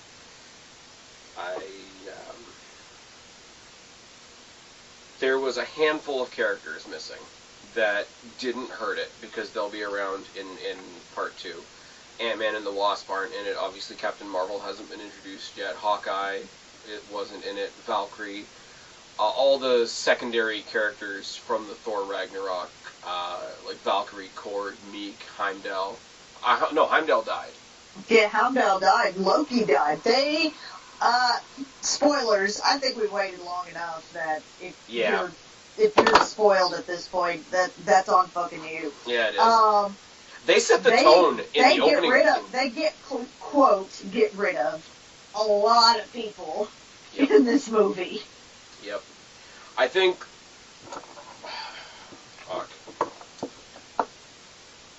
Fuck, I don't even know where to start. I think they set the tone for the movie right away. It's like, there's no warming up. There is no... A lot of people die. There is no... In the first couple minutes of the movie. I think the death of Loki, just because, even as a villain, Loki was one of the most loved characters MCU has made. The death of Loki was fun. Heimdall, like, we knew how much Heimdall meant to Thor as a friend and as a colleague and all that sort of thing, but we didn't feel that connected to Heimdall. The loss of Loki, right at the beginning, is a big deal. Oh my Christ. And the fact that, like, Thanos, like, he says to Iron Man later on in the movie, like, that he's cursed with knowledge. So everything that's happened so far, you get the opinion that Thanos has seen it all. So after he kills Loki, the first thing he says to Thor is, there's not going to be any resurrections this time. And it's just like, fuck. Well, and the weird thing about, Infinity Wars is that if you look at it from a certain point of view, it is basically the hero's journey for Thanos. Oh, yeah. He has background. He has character development. He has a moment where he feels like all is lost. He comes back and he wins. Mm-hmm. He is the hero in his mind. He is the hero of this story. Yeah, and once again, it's the whole like I said about Michael B. Jordan's Killmonger. You may not agree with his methods, but you can't argue with his motivation. You can't argue with his logic. And I think, although on a side note, there is a lot of people that are like, "Oh, Thanos, you have all the Infinity Stones. You can do anything." And he's like, "Oh, well, I'm going to destroy half of the population of the universe. Why don't you just double the resources? Why don't you just make more resources instead?" Make more planets. You threw a sun at somebody. Jesus. It's kind of weird that right after Loki dies, Thor, for the next little while, is thrown into a bit of comedy with the Guardian. Thor with the Guardians is fucking gold. He's trying to just do what he needs to do. Star-Lord trying to lower his voice and sound all tough to Yes. Thor is fucking great. When he keeps on calling Rocket Rabbit, and then Rocket tries to be like the captain and be like, "All right, buddy, what's going on?" "Well, I lost my hammer, killed my sister, lost my dad, just saw my brother die, my mom died in front of me, in front of my girlfriend, just destroyed my home planet, lost half my people." And he's like, "Well, shit." He's like, and then when he finally says, "I've got to go off and make this I've got to go restart this dying star and make this weapon, because you know what? The world the universe wants me to stay alive, and if I don't, what have I got left to live for?" And Rocket's like, "Well, I've got some stuff to live." Yep. Rocket is sort of a weirdly complex character, like between the heart-to-hearts that he has with Yondu in Guardians 2 and the heart-to-hearts that he has with Thor in this. He's a weird, for a completely CGI modified raccoon. For a talking raccoon. He's a surprisingly, not quite complex character. Could be deep if they dug into it anymore. It's weird. We find out along the way that Gamora knows where the Soul Stone is, and she begs Star-Lord to kill her. Oh yeah, that's right. Gamora dies too. Oh fuck! I love when they're talking about, "Hey, you need to kill me if Thanos thinks," and then they're making out, and then Drax is just there eating chips, watching them make out. And is super creepy about it. "I've mastered the art of being totally still. See, you can't see me." But yet he's still eating the chips. Yes, just very slowly. Fuck. Thanos has to get one of the stones from the Collector, and they have that weird scene where Drax turns into blocks and Mantis turns into ribbons. Yep. Of the whole movie, I could have done without that. That was a bit cheesy. And I mean cheesy, yeah, I know it's a comic book movie, yeah, we're throwing everything at the wall. That one moment where they did the blocks and the streamers and whatever, I know they're trying to show, this is what the Reality Stone does. I could have done without that. But that's I had very few complaints about...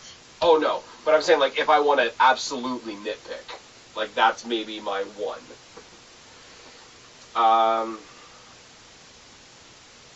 Cap eventually comes back. Apparently he hit puberty because he's got a beard now. They go to Wakanda, because that's where Bucky is. Bucky gets the vibranium arm, which... Yes, he gets a new arm. And Cap gets a shield. Yeah, he gets... I wasn't a huge fan of his shield. What, the gauntlet shields? Yes, the gauntlet shields. And see, honestly... It's alright. But... The way they are, both of them can be both protection and an attack, because they come to a point, right? So you figure if he punches at somebody, that's a stabbing weapon, as well as, minor thing. They take Vision there basically to protect one of the Mind Stones that's in his fucking head, which is cool. Obviously they got Shuri fixing his all up. And he does kind of make fucking Banner look like an idiot. Well, why didn't you just do it this way? Well, we didn't think. Oh, I'm sure you tried your best. Like, it goes right along with, the comment from the other. Like, I like the Shuri character. I like the fact that Shuri's a smartass. But it's one of those, like, if somebody rolled their eyes at that, I could see why. But I'm still smirking. Like, it's fine. Hulk. Hulk is an interesting story. Because Hulk gets his ass handed to him by Thanos and then basically gets thrown at the Earth with the Bifrost before Heimdall dies. Crashes through the Sanctum. Basically, he has to warn Doctor Strange,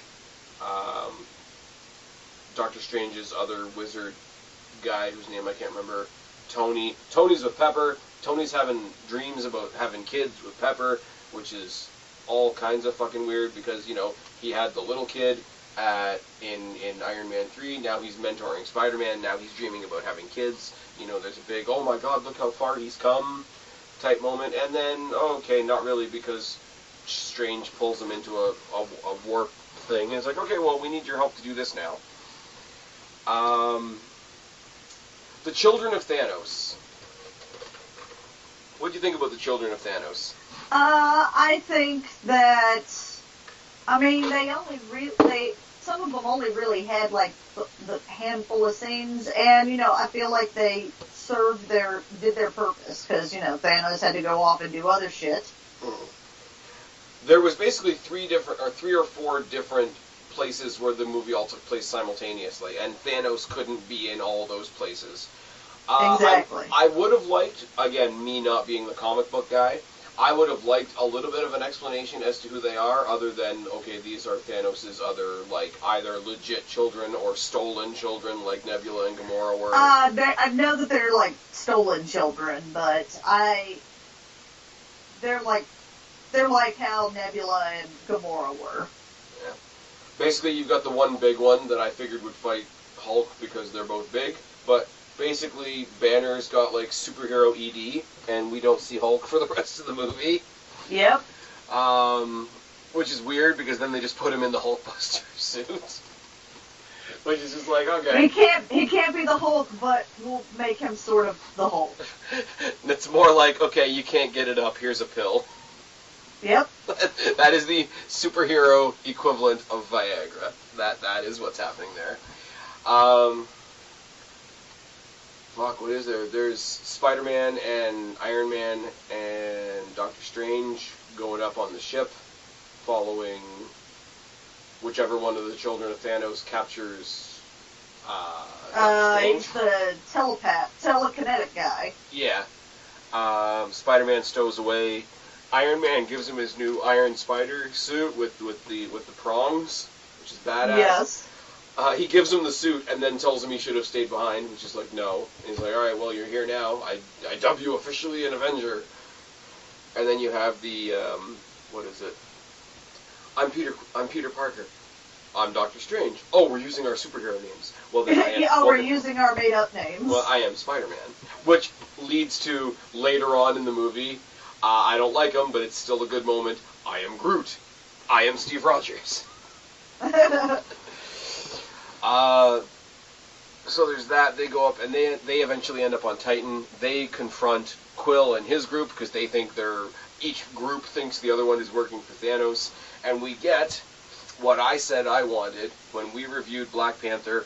One of the things I said I wanted for Infinity War, I wanted a scene with Star-Lord, Doctor Strange, and Iron Man either fighting each other or fighting together, and we got it on Titan. You got both. I got all three. Yeah. Yes, I did. I got all three. Well, they're the three most cockiest guys on the Avengers side of things. I mean, there's some other people in there, too. Doctor Strange going into, like, 1,000 and something futures to find out if any of the methods actually work. Ultimately handing over... I will say, when they're fighting Thanos on Titan, and Thanos spears Iron Man, because there had been so much speculation that Iron Man was going to die, I'm like, oh, fuck off. I'm like, if Iron Man goes out like that on Titan, and that's just the end of Iron Man, I'm like, fuck off. and then he just fills it with some foam or some shit. It's like, I have a hole in me, I need to fix it. Like, of course he does. I don't have much else to say other than Infinity Wars is great. This is the first Marvel movie that I was like, I don't know, this might be the one that may not work. Yeah. And it totally does. Thanos going after the Soul Stone? Heart-wrenching. But you feel bad for him. Yes, you do, and you're not supposed to, but you do. But you do. But you feel bad for Nebula, too, or Gamora. Because at that moment you realize that she realizes that he actually does care. And the fact that he actually cares rather than just like sarcastically pretending to care probably hurts her more than any bad shit that he's done to her. Yeah. And then it's just fucking okay, cameo by Red Skull. Yeah, I felt the cameo was a little random, but I mean they tried everyone else loved it. They tried very quickly to explain it away, but I was just like, really? I popped for that, I'm not gonna lie.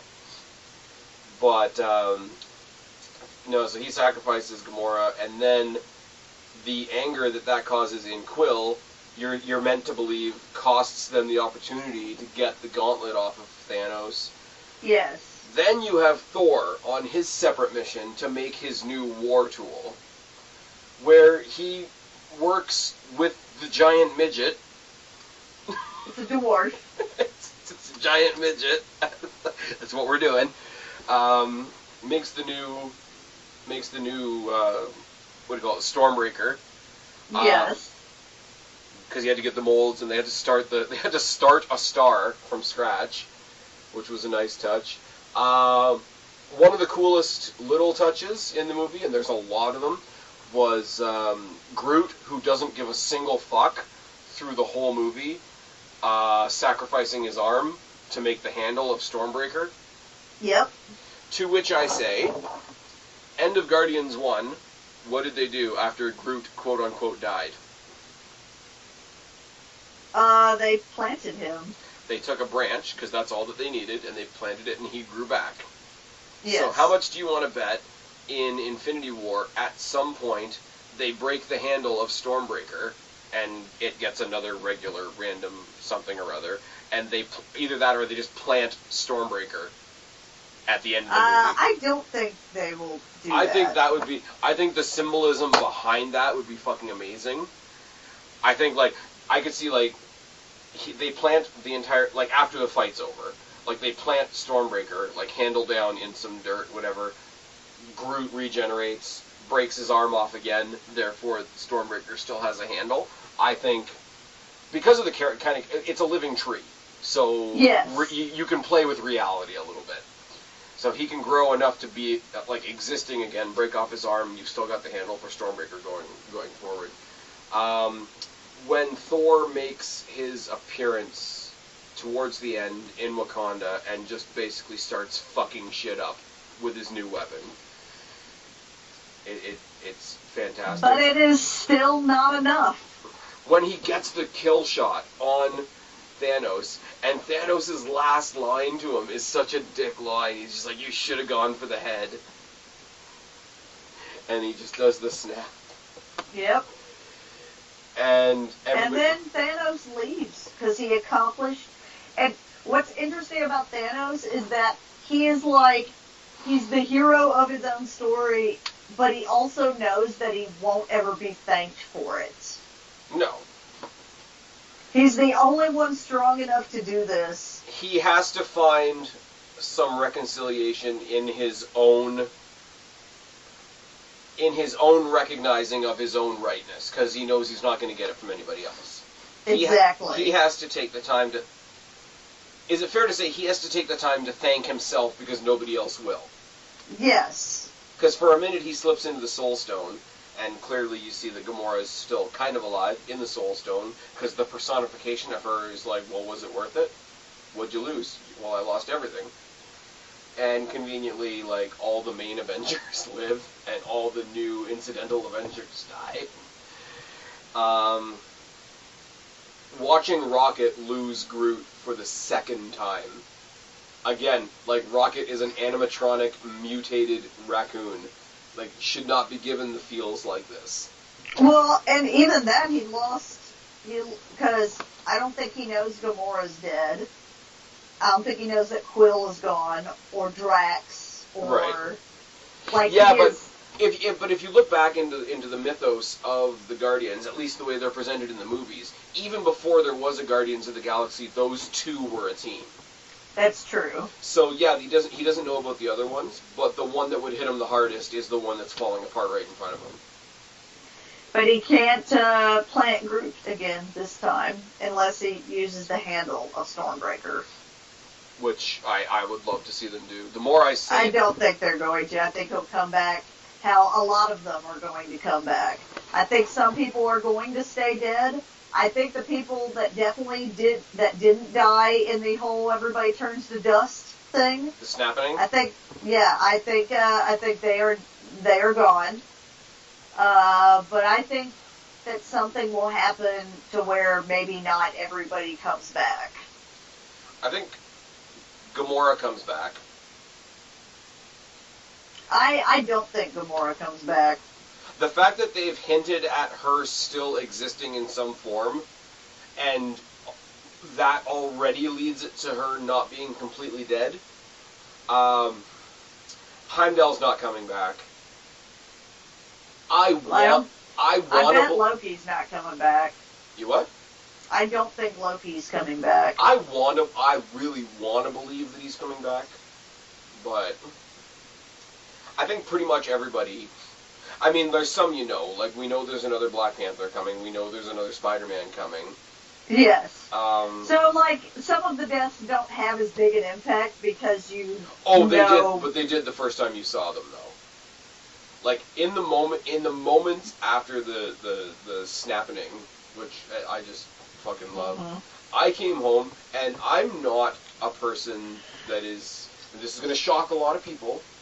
I am not a person that's easily moved by fiction.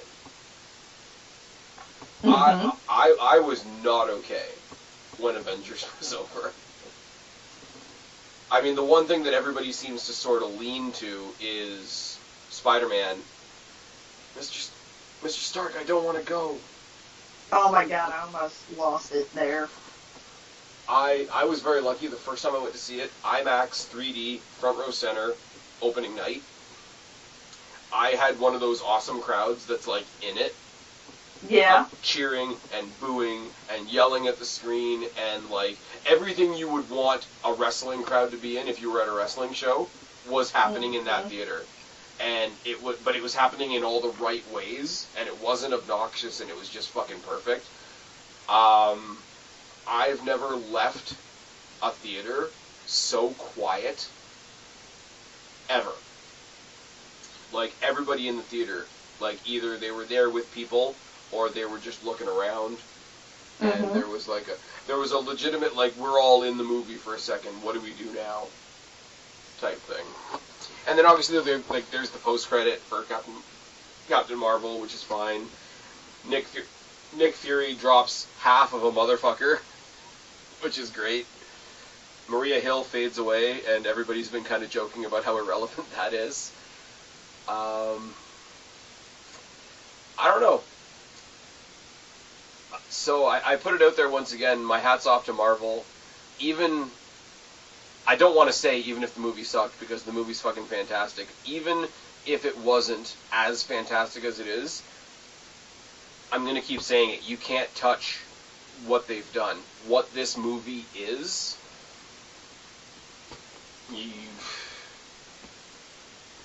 DC's not going to catch up. I'm sorry, but Star Wars takes a backseat as of now.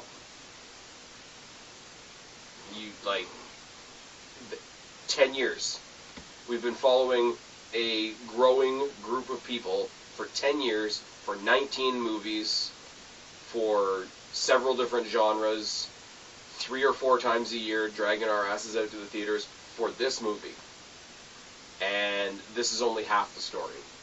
Mm-hmm. They have such an immense amount of pressure on them to produce the second half of this. Oh, absolutely. I came home, for those of you that follow me on Facebook, you guys know this, and I wrote my Facebook status like a couple of different times. I'm like, I don't know what I was expecting, but I wasn't ready. 2 hours, 45 minutes to sum up 10 years and rip all of our guts out. Can't wait for the next one.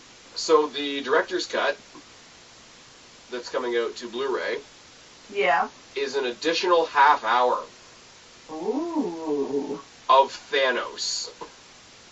Really? I saw a small clip of the Comic-Con interview, and it's just like, well, it's approximately 30 more minutes, and they're like, of what?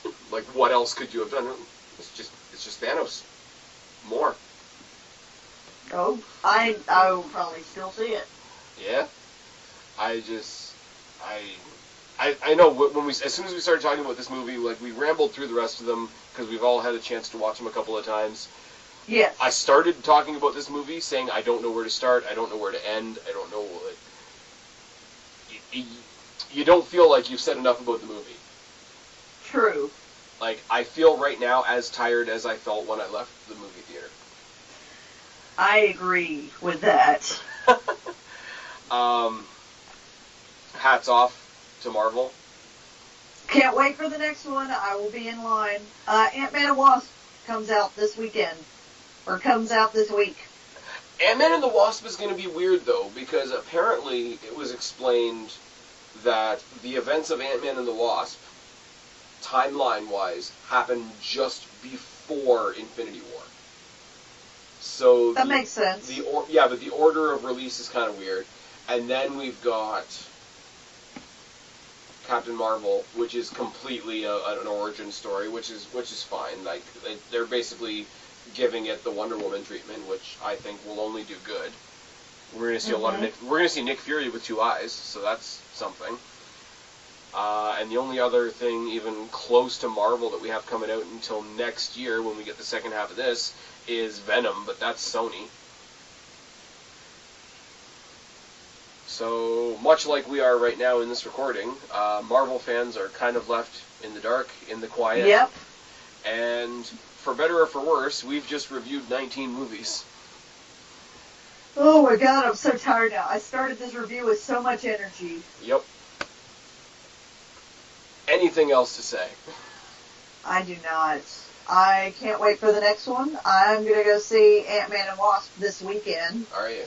I think it'll be pretty fun. Yeah. I'm yawning because it's 2:30 in the morning. If anybody's wondering, I don't even know when I'm going to have to cut and paste this all together, because right now this video is going to consist of 4 different audio files. That'll be fun. Have fun with that. There's definitely going to be. It's on you. There's definitely going to be a little tag at the beginning that says, "Please excuse the bad editing." Yeah, my internet was being wonky. Well, and you were driving places and moving things while we were talking. Yep. So yeah, next time we review a movie, it'll only be one movie. Yes. Let's sign off. Let's sign off. Tell them where to find you. Holy crap. You can find me on Twitter at BlackCatFeline. You can find me on Instagram at BlackCatFeline. Yeah. Do you want to promote Monoxide's show? Like, are you guys doing a show? We're on a weird hiatus right now. We're on a weird hiatus right now. Well, you, me, and Guapo are going to be doing a preview for Extreme Rules next week. Totally not movie related, but maybe kind of movie related. I don't know. Yeah. Anyways, you guys know where to find me, or you wouldn't be here. I've been Spaz, she's been Kristen. We have been your movie reality check? Nope. Okay, I got a better answer for you. Okay.